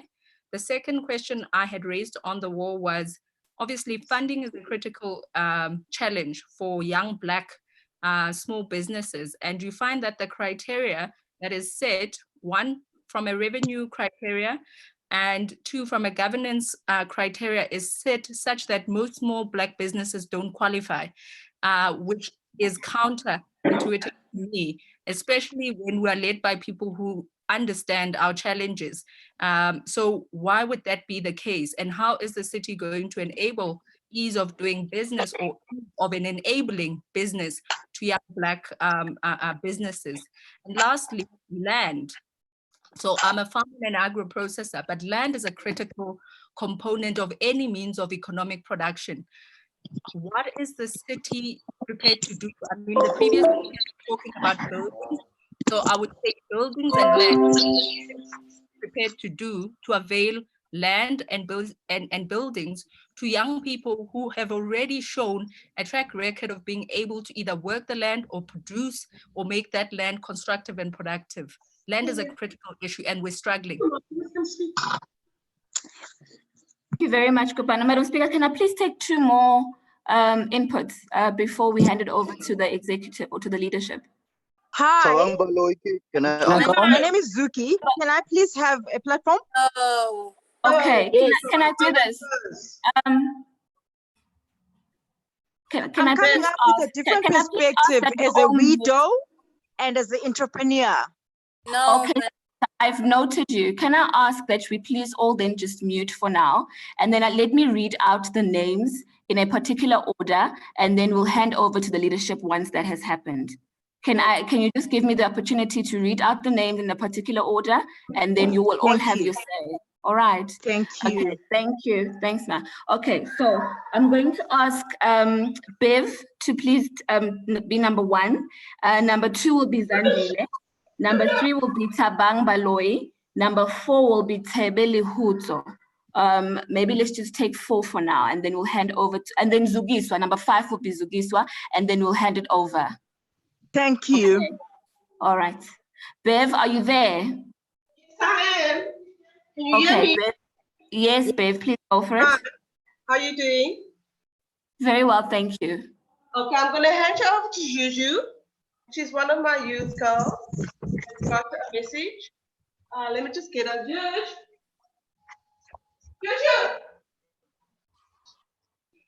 She's got a very good idea of how to, and presentation, how to get all this in balance with the youth. But I think she'd rather like to meet up with people beforehand to discuss all this. Who does she talk to? Who does she see? And what the purpose of having a meeting with everyone on board to bang out all the ideas that she has.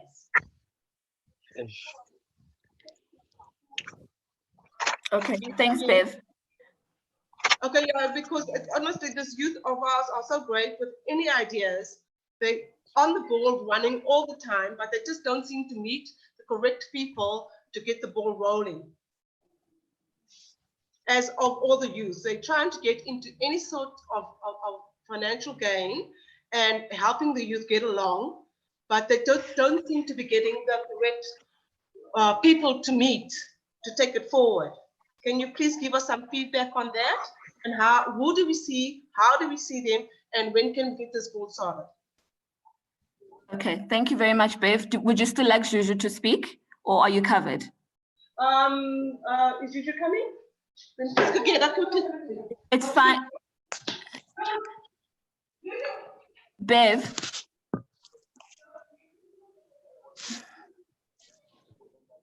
Okay, Bev, whilst you locate Juju, can I move on, please?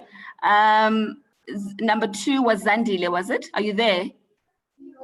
Yes, I'm here. Zandile, please go for it. Thank you. Thank you very much, Clark. That person is disturbing me. Bev, please can you mute? Bev, we'll come back to you. Hello? Bev, please can I ask you to mute? We'll come back to you. Okay, will do. Thank Sorry. you. She's okay. Zandile. Okay, thank you very much, Ntaka. Honorable Mayor Jeff Makubo, MMCs and the panel, let me greet you today.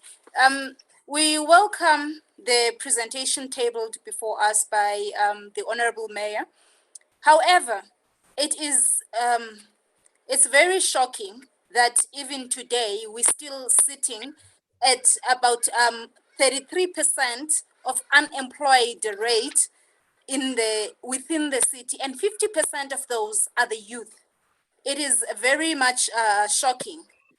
And considering the pandemic, now we will have more than that 50% of the unemployed youth, rather unemployed people being youth. Having said that, it is because I'm one of the people who had to close down because of the lockdown regulations. And unfortunately, because I just started my business in January, then I was in no way compensated. So there are many more other people like me who will not recover after this pandemic that we're going through. So I have a proposition for the mayor. I propose that as the city of Johannesburg, we pioneer a hub. Now we cannot begin to vision a city that will generate economic growth if we do not have people who are generating jobs. The youth is more than capable of creating jobs, but the only thing is we are not understood how we do things. If you look at the MMC's presentation, she spoke about policies and strategy and the youth development directorates. But if you look at that, you will realize that those are not revised. They have not been revised for a very long time, and they do not speak to us. They do not speak our language. The youth of today, we have different views than the people who were tabling that policy. It is done for us, but it is not for us. I also believe that the youth in the city of Johannesburg can have a very much impact if we can be groomed. We need people who will groom us. Sometimes it is not about the business funding. that makes the business to grow. It is about grooming the people. We can have access to funds, but if you do not have the potential to go that far, then you will not go anywhere. I think the mayor should consider creating a platform that will groom the youth to become the next big things. We can't just sit and relax and hope things will happen for us. We are known to make things happen for ourselves. And I believe that we should use the power of 4IR in most of the government, in fact, not in most, in all government platforms. We have to do away with the long queues and the long applications. We have to use the power of the 4IR and to have to remove the red tapes that are closing us out as Black women of South Africa. Thank you very much. Okay, thank you, Zandile. I'm going to ask Thabang Baloyi to please to have your input. Thank you so much, Nhlaka. Let me take this opportunity to thank our speaker, our mayor, and our Unmute. Thank you so Thabang? much for the Okay. comprehensive. Thank you so much for the comprehensive presentations. My name is, as indicated, is Thabang Baloyi. I am the convener.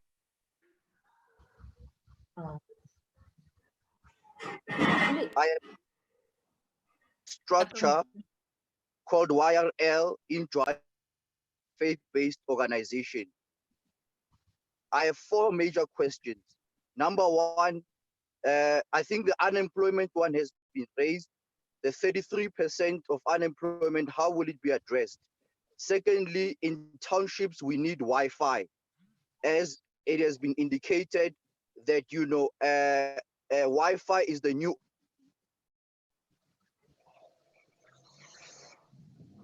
Thabang, we've lost you.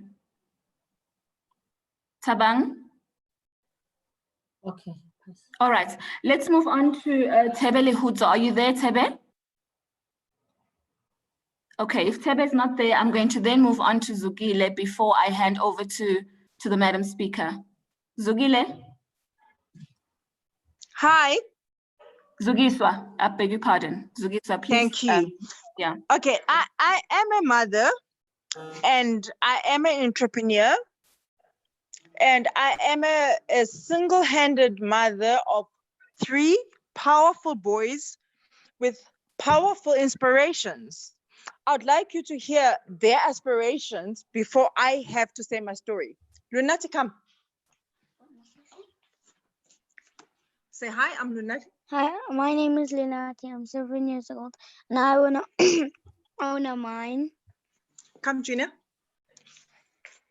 Hello, my name is Lunje, and I'm 9 years old, and I would like to own a mine. Now, as a single mother, as a widow, this is the inspiration I implant on my kids. Because whatever I didn't have in my life, I want my kids to have. This is my oldest child. Come, Ludnigo. Come. Hi, my name is Liniko. I'm 14 and I would like to own a mine. I would love to know, as a striving entrepreneur who's adding value in the economy of the city of Joburg, what is the city of Joburg enabling me as a widow? If I die tomorrow, will my kids' dreams be enabled? That's all I want to know. Thank you. Thank you very much, Zugiswa. I see Thabang is back online. Thabang, would you like to have another bite? Thabang? Okay, Madam Speaker, I think you can take it from here. Sorry, Chair, you haven't recognized me. Maybe. Oh, maybe, okay. Maybe you can go for it. Thank you, Chair. Greetings, the Honorable Mayor and the Speaker, and my MMCs. My name is Moyepi Setona. I am a techpreneur and a startup of a product called Let's Talk. It's purely a communication tool between communities actively engaging with their respective councillors, and elected officials. What are the problems that we're solving? There's 3 problems that we are actually focusing on now as young people that we've seen over the years. Is the promotion of peaceful and inclusive society, especially young people, because young people, we do not attend Imbiza forums, we do not attend community meetings, because we feel that those platforms are not for us as young people. And secondly is the communication between citizens and government, extensive communication, where currently the communication is a top-down approach, where it's not engaging with communities.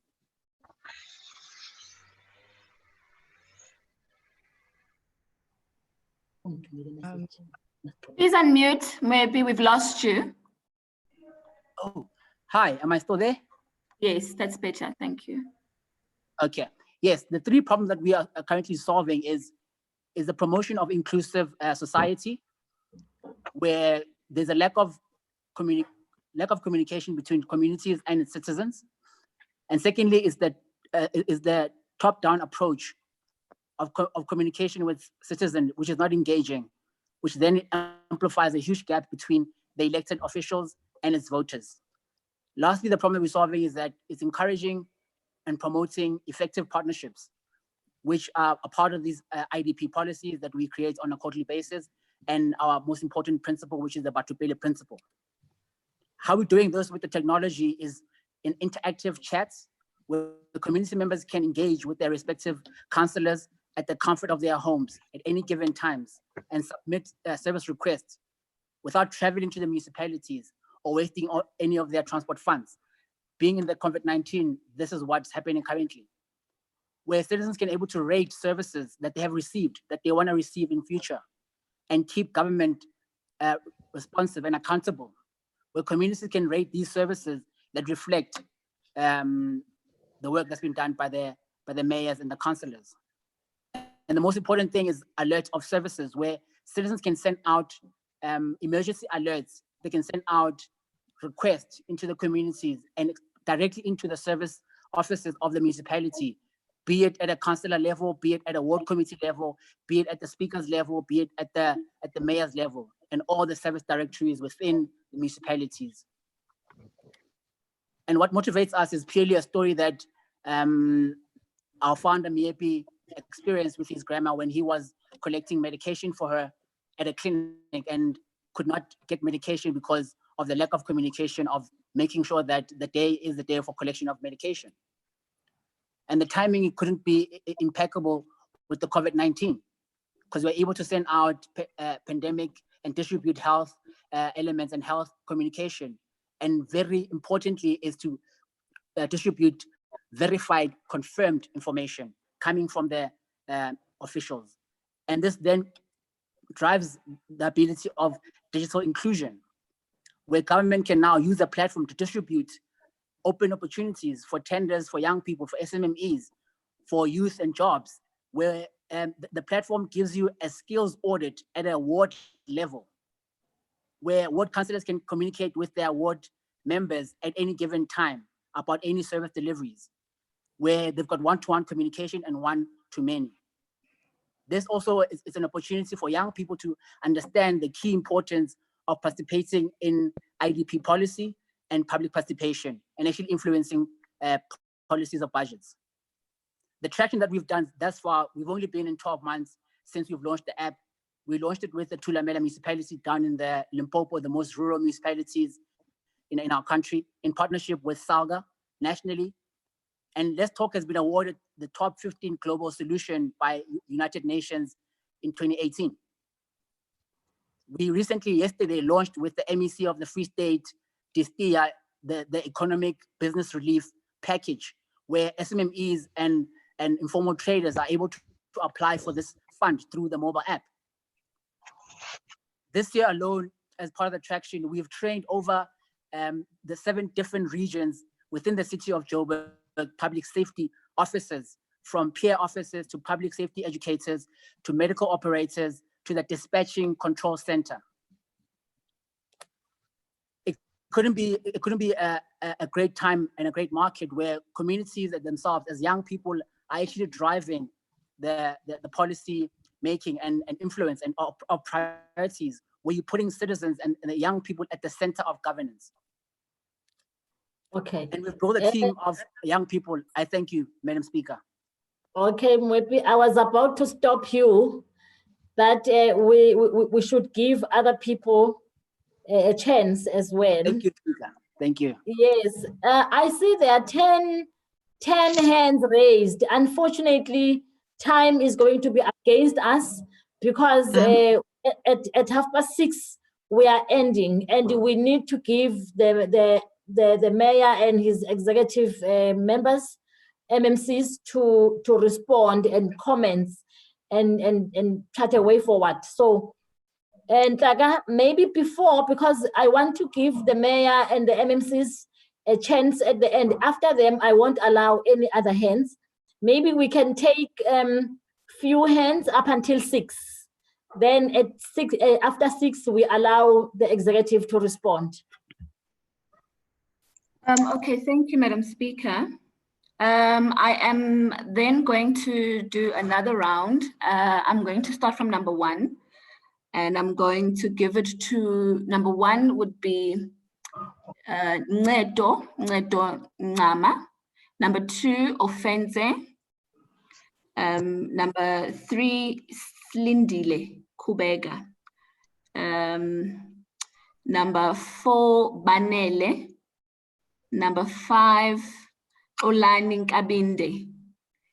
6, Mazo or Meso, MASO. 7, Mteto Dwai. 8, Sibongiseni Ndlangalavu, and then 10, let's make it Maggie Matlala for now. Okay, can I request the participants or to be straight to the point? Don't make another speech because you will be denying other people. Please don't copy from Pisiduna, who made a speech or a presentation. Just be short to the point. Thank you very much. Okay, Ncedo.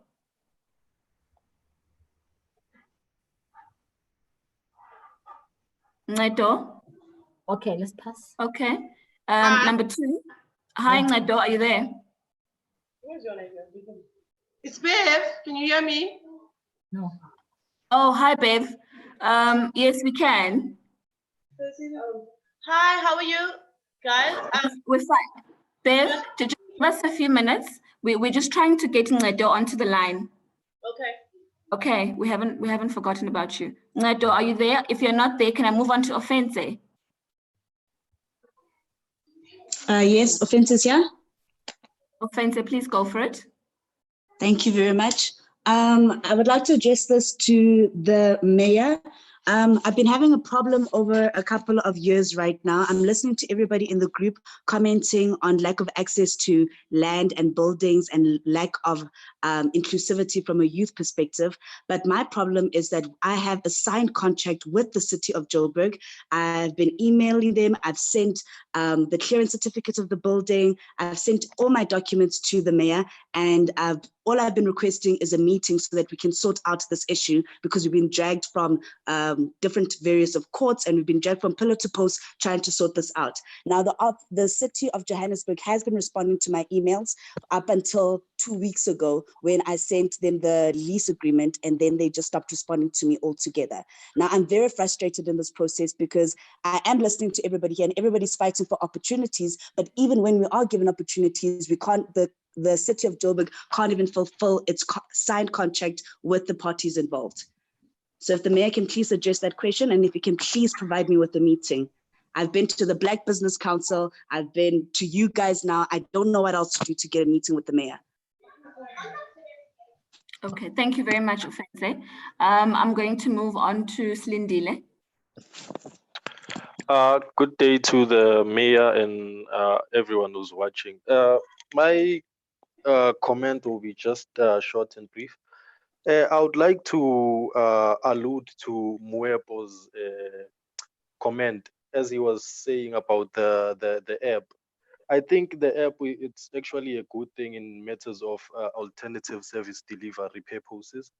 it can work, because like there's certain communities whereby we like need such apps to help us, like probably a municipal app where you can be like able to raise certain issues. Probably there's like electricity shortages or water burst pipes and something like that. And the other thing I would also like to talk about, it's the youth political participation. Majority of the youth, like, we feel like sidelined, or I might say we are marginalized in terms of political participation at community or local levels. We tend to feel like it's not our space, then we sometimes lack to express ourselves. And the other part, in terms of the 4IR, fourth industrial revolution and artificial intelligence, I also think that at the municipal level, we not actually ready for the 4IR, or we're not equipped or have the necessary infrastructure to actually be in that 4IR, because we can find like certain municipalities, we don't have like Wi-Fi connections and all of such, and all of those infrastructures. So, and the last point is that we actually need a vital institution that will be able to address distinct youth development initiatives, that will be able to proceed by involvement of key institutional representatives and Okay. campaigning to ensure that Okay. right. I'm Okay. stopping you now. Okay. All right, thank you. Can you Okay, go to the thank next you. person? The next was Banele. Banele? 2 minutes, Okay, please. I'm moving on. Tangi Makubu. Tangi, are you there? Hello? Yes, yeah, hello? Banele? Okay, Banele, Hello. I can hear you. Hi. Banele. Hello? Oh, okay. Tangi, can Can you I hear ask you me? to please mute just for a second so that we can give Banele a chance? Thank you. Okay, Banele. Thank you, Madam Speaker and Mr. Mayor, for the opportunity. There are just like a few issues that I wanted to highlight or address, and the first being that of unemployment, especially among the youth. I think the one issue that we've been tiptoeing around is that perhaps the policies that are aimed at addressing unemployment issues are not effective. For example, I speak about like trade unions and how their only interest is protecting the interests of workers who are already in employment. And whereas those who are without unemployment have no voice to go to. And I believe that this is particularly a big issue, especially in our city of Johannesburg, because we boast and brag about being the economic heartbeat of our country. And yet there's a 32% unemployment rate. Yes, there is economic activity, but then there's the question of who is this economic activity benefiting if 33% of the labor force is excluded from this activity. And just in terms of future youth development plans, I had a proposal of the city where the city could identify learners perhaps at a high school level that the city would then send around the world to maybe some of the best institutions and the best governments to learn from those institutions and those countries and those governments how particularly they do things, and then come back and implement those systems in our country. One example that I want to cite is that addressing infrastructure, which was identified by the executive mayor. So if we could identify potential young civil engineers or aspiring civil engineers right now, and we could then send them to those best institutions where they could get the education, bring them back, and have them develop the infrastructure here in Johannesburg. I think that would be quite something. And also, I wanted to speak about how the focus should be away from the city and towards private individuals and businesses, because if the city focuses more on funding programs where they provide employment opportunities to the youth directly, then it brings about into question the whole sustainability part of it, because what about the next administration? Would they also be as forthcoming in protecting those programs and protecting those employment that had been created by those projects. Thank you so much for your time and opportunity. Thank you very much, Manele Tangi. Good evening. Good evening. Can you hear me? Yes, we can. Oh, okay. Thank you very much for the opportunity. I just want to say good evening to the speaker and our mayor, Mr. Makubu, and all the MMCs that are present. Much has been covered by the other speakers that have spoken, but I would also like to make a point in terms of the FET colleges. You know, when you, the difference between FET and universities, it's a very big difference, because the FET colleges does not have enough resources for the learners that they can be able to use. I think more focus is done to the universities than the FETs, and most of the FET colleges run the most sensitive subjects, which are one of them is engineering. So when you don't have enough access to resources when you're doing engineering, then it becomes a problem for you when you reach the end point that you did not have enough in terms of your studies. And my other point is that I'm worried about the job, lack of jobs that our youth is having. This results to the youth having to use drugs. A child will go to a school and do good and have great marks, finish matric, but because they don't have enough money, maybe to go to the university or get to extend their education, now they will go to drugs. So I think our government needs to look deep in terms of the drugs that are going on in the townships, because young people are now losing hope, losing direction, because there's so much drugs, there's no jobs, there's no support for youth, you know. Hence, they find themselves getting into wrong situations.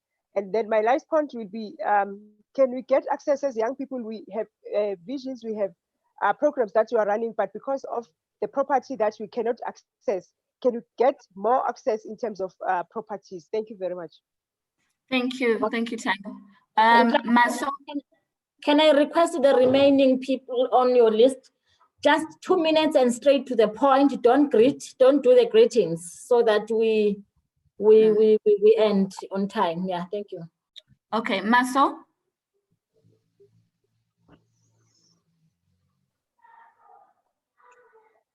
Maso, are you there? Okay, I'm going to move on to Mtedo Dwai. Okay, Bev can step in here. Okay, Bev, you can take it in the meantime. Yeah. Hi, my name is Gugu. I'm speaking from Bever Youth. I'm going to keep it very brief because I know we are in closing. Can you guys hear me? Yes, we can. Okay, so firstly, Bev has been on this, I'm talking about the youth, and I was very despondent to come on this call because as a youth in South Africa, I feel like our government has failed us in the sense that I'm a business owner in the arts and entertainment field. I think I've applied for everything that happens. People simply just send you emails and never get back to you and nothing ever happens. So to keep this very brief, I have a lot of plans that I would like to implement for youth going forward with regards to drug addiction, counseling, treatment, vocations, and whatnot. So I would kindly like to just request an email address to have a personal meeting, as we don't have any time here. And I also feel that if this can happen, maybe the things that I voice, something will actually happen from them. Thank you. Okay, thank you. Can I please allow Sankara to take it?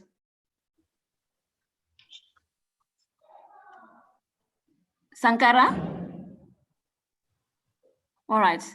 Sibongiseni Ndlanga Lavu.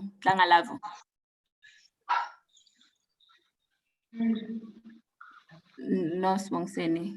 Sibongiseni? Maggie Matlala? Okay, Sankara, are you there? Yes, Sankara, I'm here. Okay, please can you take it, Sankara? No, thanks. Let me take this opportunity and thank the presentation by the mayor and the speaker. But what I want to touch on is what plans are there for young people in the city of Johannesburg to present them with opportunities to address the future needs. Instance whereby they can take a couple of young people to the universities of the world so that they are able to learn more about, be it ICT, be it how best can they lead or manage the city of Johannesburg in future. Also responding to the challenges that might come in future. So I'm just asking, is there a program or a plan that the city of Johannesburg has to take students outside the country to learn from the best of the best in terms of leading the city or in terms of responding to the challenges of the future? Thanks.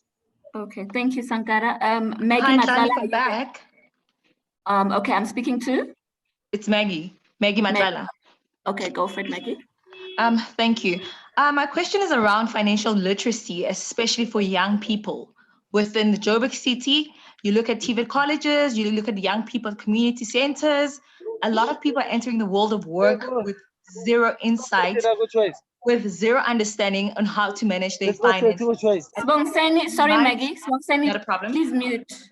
Okay, thanks. Maggie, you So can just continue. in short and in closing, I just want to find out from the city of Johannesburg, what's their plan in terms of supporting financial literacy programs and just filtering them in. Okay, Maggie, please unmute. Can you hear me Maggie, now? I can hear you now, yes. Perfect. So I just wanted to pose a question to our Honorable Mayor as well as the MMCs, just to find out how can we partner in terms of filtering those amazing tools and financial literacy programs at tertiary institutions, especially the TVET colleges and some of the centers. Thank you. Thank you. Hi, Sibongiseni. Yes, I'm here. Just a quick question to the mayor. Are we considering to bring back the move our classes to our townships? And can we also have one policy that we can have youth centers with all the what's into Johannesburg? That's all from me. Thank you very much, Sbongiseni. Simpiwe? Simpiwe? Okay, Madam Speaker, I'd just quickly like to hand over to Mr. Vondo, Mr. Chris Vondo, as well, just to quickly say a few words. Hello, Chris. Hi.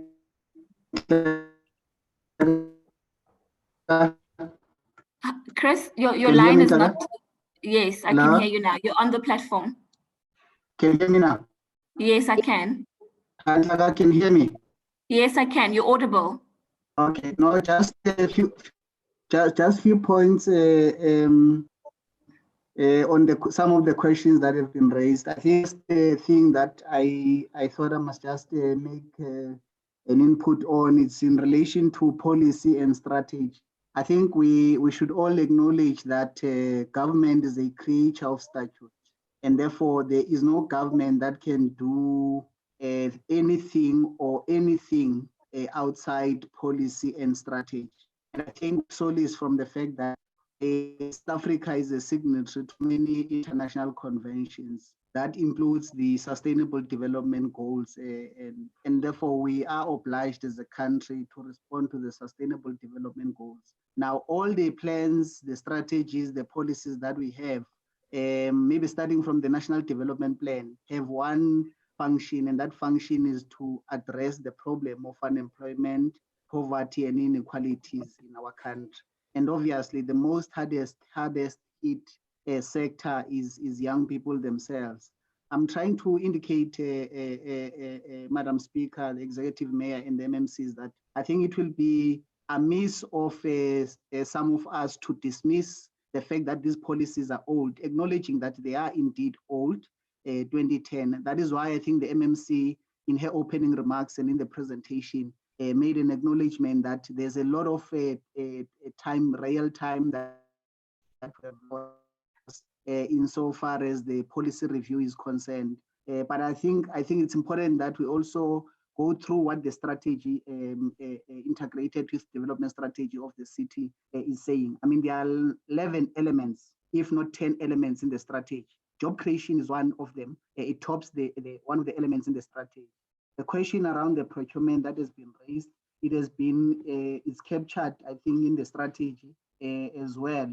Madam Speaker. So I thought it's important that we go through these things because these strategies contain what is supposed to be done by government and at the level of the city. Just to capture or read what is contained in the strategy, Madam Speaker, and the MMC and the Mayor. It says development and implementation of preferential procurement policies.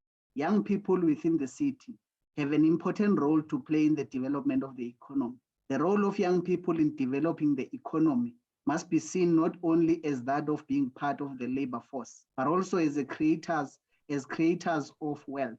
The city of Johannesburg Metropolitan Council needs to ensure that at least 20% of its budget for procurement of goods and services is awarded to youth-owned companies. The city shall also put in place measures to mentor youth-owned companies. A preferential procurement policy must be developed to ensure that this is realized. And I'm saying these things, Madam Speaker, because I think we must not lose sight of the fact that some of the issues, as MMC indicated, are really contained in the strategy. I think what will be key for this session, post this session, is for the department to probably arrange a bilateral for young people to take off the strategy that has taken a back seat and the policy that has taken a big seat and dust them because they are still relevant and they are captured and enshrined in our GDS. Thank you, Madam Speaker.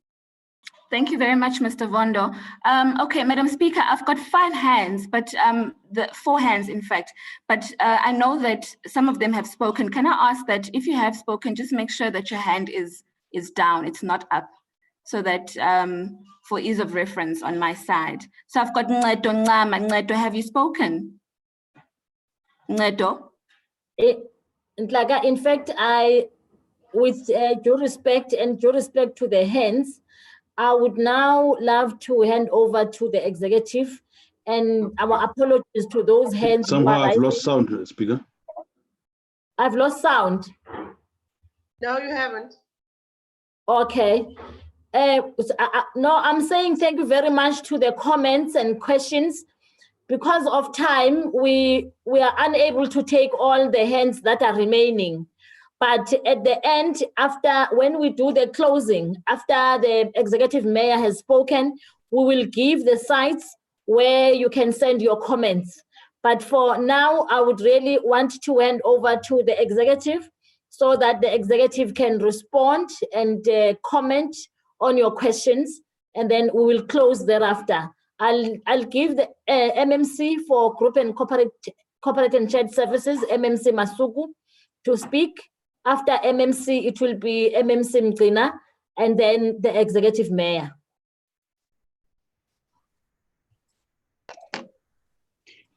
Thank you, Madam Speaker, Executive Mayor, colleagues, and everybody that has tuned in. Madam Speaker, just briefly, I think I want to touch on the points raised earlier on about skills development. There was a direct question that I'd like to respond to. The city does have a skills development program. We've got a workplace skills plan where you would have, for instance, per financial year, we've got a number of young people that we take, unemployed youth that we take in. So for instance, in the year starting July last year until June, our intake was 504 young people who are unemployed, and it's a variety, it's a mix. So we look at different disciplines. We don't concentrate only in one discipline. And usually what we do, we've got the learnerships that are 12 months, and then we've got the internships that are 18 months, and it's a cycle and it's continuous. In total, our intake, including municipal entities, goes up to 657. So we because of COVID, there was challenges because we were supposed to then have a new intake for July, but because of COVID, that presented certain challenges. we couldn't go through that. But please be on the lookout on our website as well as on our social media pages. We continuously advertise such opportunities. 2 weeks ago, we also advertised the training program for chartered accountants. It's what we call the city's chartered accountant training program, and it's a very progressive one that develops CAs for the future, and it's in line. I think it was a question that was raised by, if I remember correctly, Tandy. I think it was Tandy or Banele, about how you look at skills. And of course, we are also going to now focus on digital skills, the gig economy, to ensure that we are able to not just only look at, for instance, your humanities. We broaden. The municipal entities are very clear when they take out their learnerships and internships because of the engineering aspect. So it's important to also keep an eye on those on our websites. And then, Madam Speaker, the other point I'd like to raise, I think it was raised earlier by Lerato K. Bob, and I'm sure the Executive Mayor is going to elaborate on this, but I know when the Government of Local Unity came in December, one of the things that the Executive Mayor was very clear about to his executive is that he wants us to make sure that we look and restructure and capacitate and empower the vulnerable groups. And the Executive Mayor was very direct and specific as it relates to women. He was specific as it relates to youth. He was specific to us as the executive as it relates to military veterans. He was specific to people living with disabilities, because he said those vulnerable groups, we as the Government of Local Unity, as 6 months as we are in office, we've got to have a long-term plan and ensure that we look into these things. So the program is part of looking into issues of location as well. There was an issue raised about location as it relates to earlier on about how the location of the youth development is a subsection under social development. So as the executive, we have already applied our minds to that, but safe to say that continuous engagements are going to have to take place, and they have to be linked to policy, they have to be linked to strategy, Madam Speaker, without just taking it as an ad hoc process, but it has to be guided by young people. And as much as I want to end, I want to end where there was, I think it was a lady, Tandy, who spoke about TVET colleges. This year, we already had interactions with TVET colleges, although she was referring to them as FET. We had engagements with SWGCs and your CJCs about how they can, because they've not been in the mainstream of the opportunities. It correctly so, it always focuses on universities. Already we had an engagement with their president, the president of TVET colleges, on how the city can look at how we work with them and ensure that when opportunities are there, the youth in the TVET colleges are not left behind. Lastly, there was a disgruntled young person here who said that, Madam Speaker, sometimes they feel like they don't want to participate in politics and so forth. And I think the President Ramaphosa yesterday, on the 16th of June, he gave us a good message to say, young people, you must be the change in your communities. You must be the vehicles of transformation.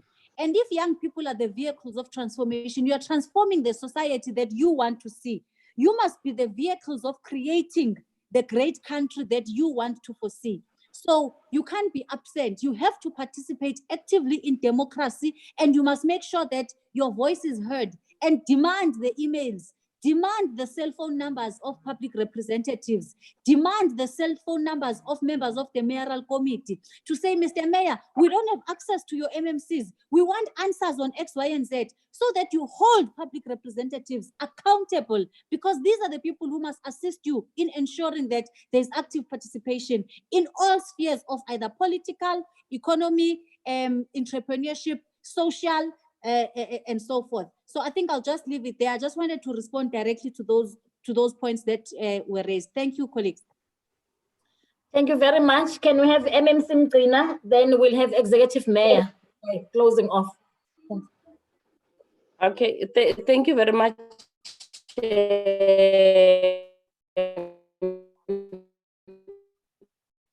Your connection is breaking, MMC. Speaker, I think my parting shot on the session here is it. Can you hear me, Speaker? Can you hear me, Speaker? Yes, we can hear you, MMC. Oh, okay. Thank you very much, Speaker. We welcome all the comments from our young people of Johannesburg. I think my parting shot on this one will be to say,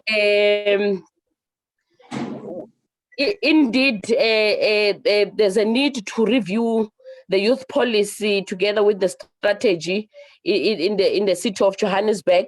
I must say that we're on the verge of starting with public participation in terms of the review of the policy. But we're then disturbed by the COVID itself. But now that we are with a new normal, I guess we will now use the platforms to proceed with that exercise, wherein young people will then be invited for them to have a say on the policy review. I think we are acknowledging that the policy is actually 10 years old, but I still believe that it is still addressing or responding to the challenges that are facing young people in Johannesburg. I think one other issue that I would like to also raise, Speaker, before the mayor comes in, is the fact that I think we're taking a collective responsibility in shaping the type of a city that is friendly, particularly to young people. I think I agree with young people who have made it very clear in the session that the future is young people, and I think there's a need for the city to actually make sure that young people are really, or challenges of young people are actually addressed, and we'll definitely make sure that we do that. Madam Speaker, I would also like to share an IDP email address that we think we want to share with the entire attendees, or all the attendees in the session. If you allow me, I would like to share that IDP inputs email address where young people can still forward their inputs to that email address. If you allow me, Madam Speaker, yes, you can share it, MMC. You can share it. Thank you. Thank you very much. The email address it's idpinputs@joburg.org.za. idpinputs@joburg.org.za. Can young people share their views, share their ideas as we process the IDP? Thank you very much, Madam Speaker, for the platform. Thank you. Thank you very much, MMC Mgcina. Executive Mayor. Mr. Mayor, please talk to your young people. Speaker,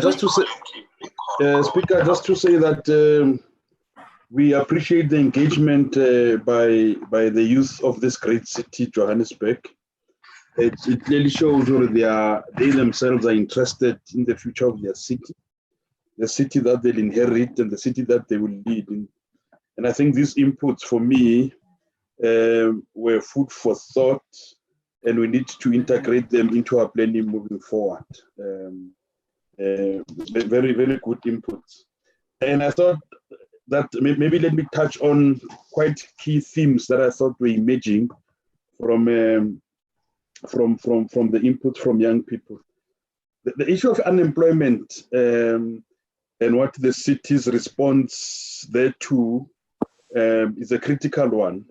And I think there's an input that said we should not only focus on entrepreneurship around procurement, city procurement, but we must be broader than that and look at other means of engaging young people economically, of engaging young people as it relates to employment. MMC Mgcina is correct that the youth development strategy should respond to such issues like unemployment of young people. Now there are three ways we can look at it. The one is generating economic growth that will translate into huge employment opportunities in Johannesburg, which is one of our pillars of not only response to COVID-19, but of the GDS itself. Job intensive economic growth that will ensure that at least young people are employed.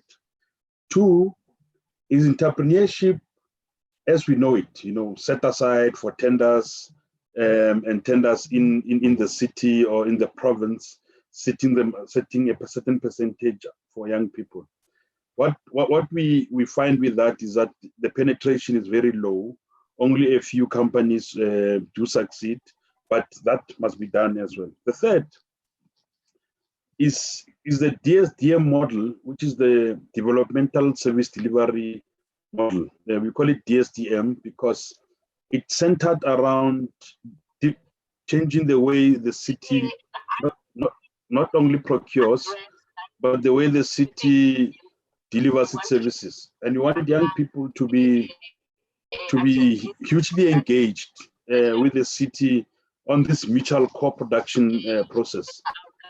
So not only that are we training young people to be entrepreneurs, as it was asked earlier on, we turn them to be entrepreneurs in the fields that they are training, not only limited to internships, but to co-produce government services together with their government. Now how do we do? Let me give you an example. We can think about waste management differently. At the moment, the city spends probably 400-500 million rands on compactor trucks, maintenance, collection of waste, taking the waste to landfill sites, managing those landfill sites, another maybe 500 million per annum. And we can think about waste differently and create youth entrepreneurs. All the youth are talking about only, let's go and recycle. Yes, that's but one aspect. How do we become ward waste managers? How do we become waste managers in our localities? Starting from separation at source, young people can form themselves to separate at source, to divert recyclables to buyback centers, composting waste to urban farming centers, and of course, waste to landfill site can be picked up by the city, and the city pays them for doing alternative waste management systems. So I think that the GDS, our plans as the city, are full of opportunities that can be incorporated into the youth development strategy moving forward. And then with a leap to 4IR, there's a lot that the city, the youth can do with their government moving forward. So the issue of unemployment really can be addressed not only, as I say, through tenders, but different way of thinking.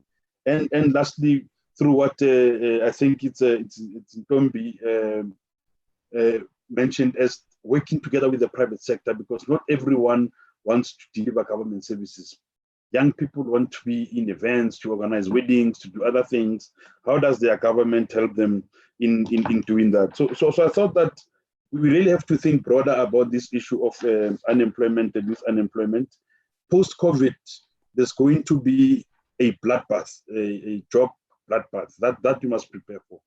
Now, the countries that have survived post-war, countries that have survived after a Great Depression are the ones who are early adopters to the latest technology. Now because we are talking about the next revolution, young people must be at the forefront of this revolution, and the 4IR adoption will mean survival of young people going forward. Now, I would have thought that it's important to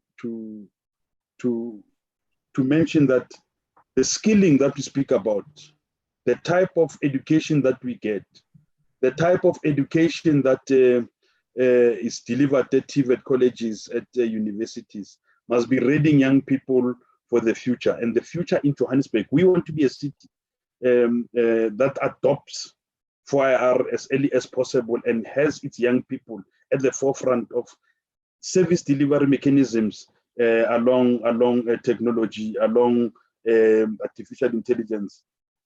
South Korea, before the Korean War, they lost 1 million jobs, but they adopted the second industrial revolution very, very early, electronics and all that. And in the intervening 2-3 years, they created 3.5 million jobs, especially for young people. Up to today, whether it's Samsung, whether it's LG, the Koreans are still leading in electronics because they were early adopters. We must turn the city's economy like that. We must turn the South African economy into that. And I wanted the city to be at the forefront. I mean, tomorrow we are reviewing what we call a smart city strategy at the mayoral committee tomorrow. We have to take that smart city strategy. In fact, we should not even adopt it without involving young people, because young people are the future, and the future is theirs. So they must be part of that fourth industrial revolution and the smart city initiatives of the city. Some of the specific speaker that they spoke about, do we have succession plans? I think this is for MMC Masuku to raise, because yes, the city must think about the future. The location of the department, I think for me, location is less of an issue, is the content and the alignment with youth interests. That's quite important. We've moved when I was still a young person, we were fighting for a youth desk in the city of Johannesburg in the 90s, and we got a youth desk in the mayor's office. It just did not work. So location for me, I don't think we should be worried so much about location. Is the content and what drives, what's been driven within that. In fact, I think Kotlalang raises an issue that it should not just be about youth mainstreaming. It should be about youth forums and budgets, so that the youth can be able to do things that the youth want to do. Access to state property, and the issue of when there's a contract that's not being honored by the city. I think it's something MMCs that we have to look at. We'll have to give feedback to the young people who raise these issues, and I think we'll give a broad email at the end for some of the inputs to come in. But if there are specific issues that, like Bev said, they require meetings and all that, it's okay. We can make time. MMCs can meet young people so that we can deal with their issues, especially the issues about access to state property in the CBD. You can't be running learnerships from the street. JPs will have to come to the party, and then all that. I think Lerato is correct that the policy must translate into programs, but programs can be executed without policy. So the updating of policy and translated into tangible programs for young people should be MMC's program for the next few months, to say how do we get the young people to be very, very active in the programs of the city. Yes, the move program will come back. You are saying that you need an IDP that's deliberate in focusing in young people. Agreed. But exactly what programmatically should we have? That's for me some of the things that have been raised in this engagement. The issue of drugs and drug abuse, MMC, I thought it's something that we need to engage SEPO on, and the issue of rehabilitation. Agro-processing and urban farming. The city is in partnership with 1 or 2 urban farmers, but would like young people to engage in urban farming, not only at the subsistence level, but even at the small scale farmer level. It's not only good for food security, it's also good for the economy. So issues of land, issues of the availability of space. I think this coming IDP must address that and focus on that. Funding, the city does not engage in funding, but we can help facilitate funding for small businesses and get your projects ready for funding. That our economic development department can assist with. It says yes, land is critical. I've already spoken to. I had BEVS issues, and I think they've been dealt with. You know, Speaker, this thing about young people not in education, not in employment, and not in training, it's something for the city to consider, and something that in the city we really have to deal with quite urgently. Because you find many disgruntled young people located in informal settlements, located in the townships, with no access to opportunities, no access to the information highway, no access to even any possibility. They've lost hope. How do we target those young people? And then it's something that the city's youth unit and the city's young people must focus and ensure that we really deal with that matter urgently. Wi-Fi. The city has fiber. The city will increase rolling out fiber. So how do we do that to ensure universal access to the information highway, especially in the underserviced area? This IDP is going to respond to exactly that. How do we ensure that certain areas have got free access to Wi-Fi? Of course, it's not unlimited, but that should be used for education, that should be used for job hunting, that should be used for access to the information highway. It's not only a need, it's a human right to have access to the internet. Zukiswa, with a plea about the future of the city and enabling opportunities. The kids want to own mines. We know that. I think I don't have to respond to Epistona because as a techpreneur, he really promoted himself quite well. But it's something that we would like to look at, and any other innovations that young people have. We really would like to look at them and find a way to incorporate them, and take them into market and give them a takeoff. Like he says, Thulamela municipality and the Free State, they've already given him a takeoff agreement. So please talk to us if you can. Offense, I've already answered the issue that we'll have to send an email to us so that we can deal with your issue. Slindile says we need a municipal app, and I think I was just talking to the Testona about the 4IR and all that.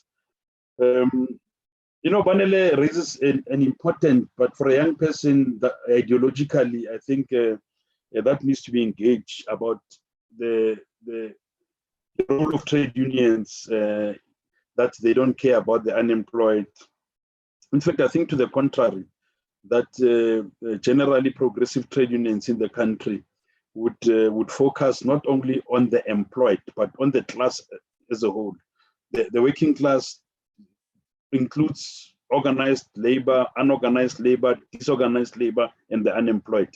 Generally, when they speak and they talk of policies, they actually try and push policies to benefit what they call the working class itself. So the policies that have not been effective must be looked at, and I think we need to respond to these policies in a manner that gives effect to the bright future of young people. And there's an interesting thing that must encourage. Even Sankara raises it: student exchanges to first world countries to go and learn. I agree. I mean, exchanges are important so that you're not insular. But we have to be innovative itself, ourselves as South Africa, as the Joburg. People must come and learn from us. We shouldn't just be copycats. We should innovate. We want our young people to innovate, to push us, to push the boundaries, so that we can be the first amongst equals. How do you become a first amongst equals if you don't innovate? You're just a copycat of the first world.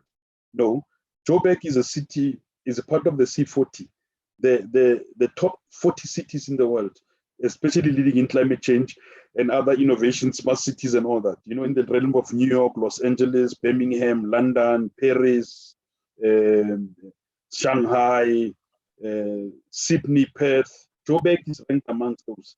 In fact, in South Africa, it's only us and Cape Town that are ranked amongst those. So we can't be just copycats. We must learn from the best, but we must innovate.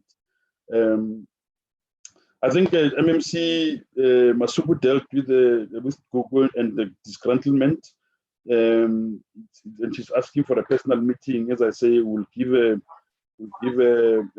email right at the end.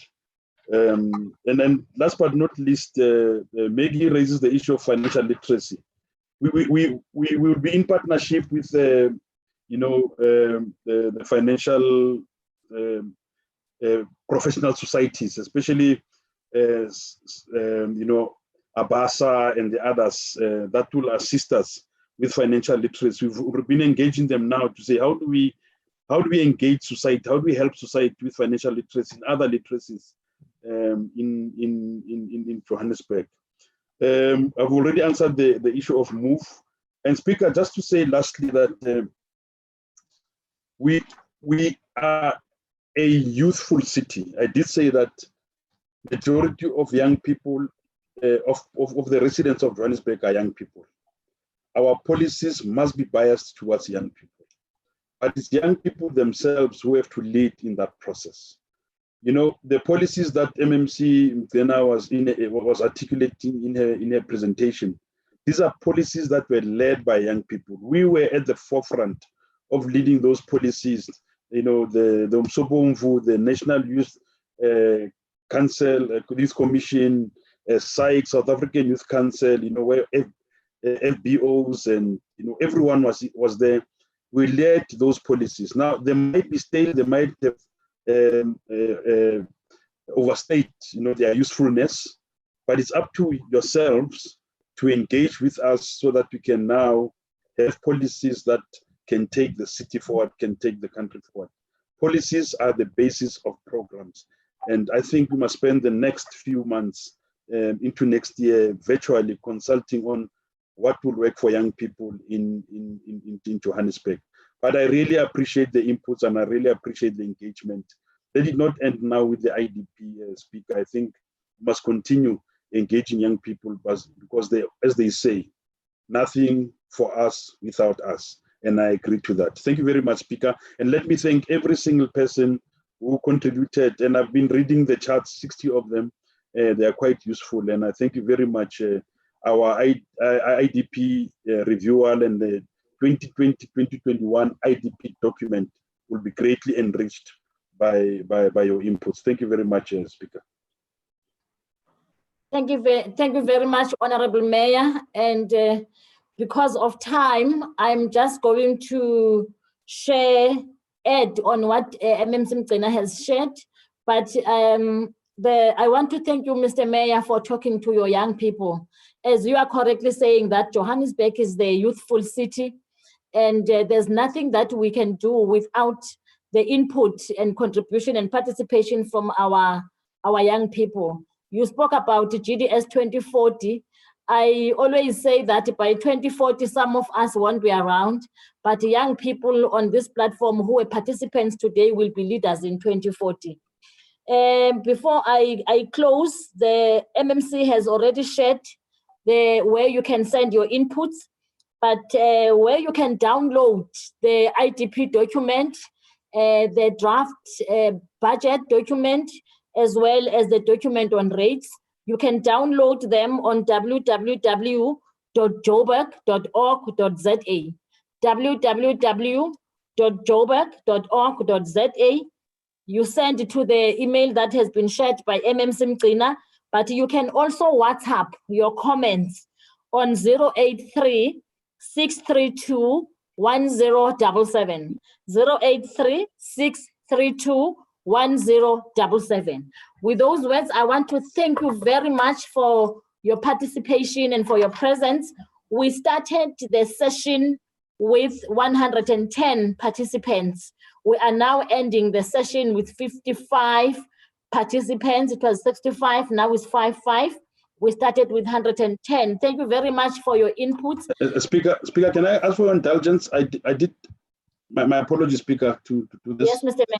Okay. I had promised that for these issues that require personal engagement, I'll give an email. And I think it's important that we give an email for young people to engage with. Yes. The email that they can engage with is a stakeholder in the office of the mayor is zolekaz@joburg.org.za. Zoleka, that's my profile now, zolekaz@joburg.org.za. It's not for inputs. It's for somebody who said, my contract is not being honored, I want access, I want that. Not that you'll meet us, we might refer you to a relevant MMC, but I just thought that let's take it forward. My apologies to do that to you as Speaker, as you close. Sorry, sir. It's fine, Mr. Mayor. No, Bev, you didn't hear the email address. Yeah, no, I just want to take it down again. Thank you. Sorry, ma'am. Okay. No, okay. Thank you very much, Mr. Mayor. That was very important because I saw MMC Mgcina also wrote to Tepo that Tepo, please share your contacts. So Tepo, if you were unable to share your contacts, you can send your contacts to the email address the Executive Mayor has just shared. I would like to thank you very much, Executive Mayor, for engaging and the engagement with young people of the city of Johannesburg. And I know that you are always available for young people as well as the citizens of Johannesburg. We are still going to have more of these sessions with different stakeholders because that is what we are doing now. It is communication and sourcing inputs from the stakeholders. So young people, your inputs will be incorporated into the IDP and what you will be sending as well. And what has been sent by young people who were following us on the platforms, SIPO does have those inputs, and those inputs will be forwarded to the executive. I want to thank you very much, Mr. Mayor. I want to thank you, MMC Masuku, for being here and also for your responses to young people. As you are a young person yourself, you are one of the youth MMCs in the city of Johannesburg. This shows that the city does take care of young people. She's still young. She's still under 35 years. And MMC Mgcina, you are also one of the young MMCs. Thank you very much. I think that's why you are here today, because you represent the youth in government.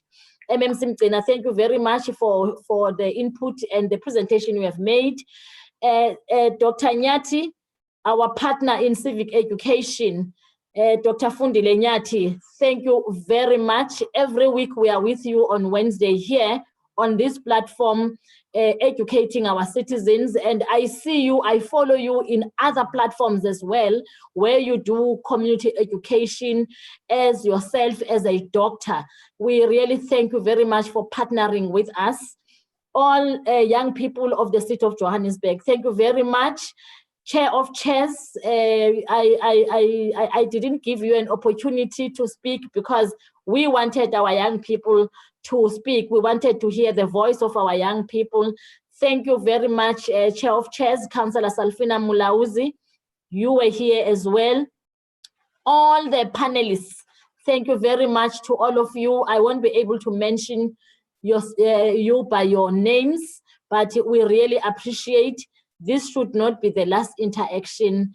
We are here for you as the city of Johannesburg. The city of Johannesburg is your city. We need your input. We need your participation. Thank you very much. And to the staff from all the offices that are here today, thank you very much and good night. Bye-bye. Thank you, Speaker. Bye, Speaker. Thank you very much. Thank you, Speaker. Bye-bye, Madam Good night, Speaker. Thank Speaker. you. Madam Speaker. Bye-bye. Thank you. Bye. Viva, viva, Speaker, viva. Our speaker. Thank you, leadership.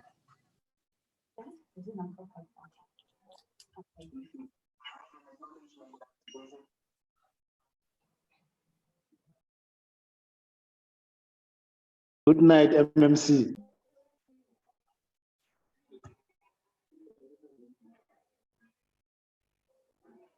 Good night.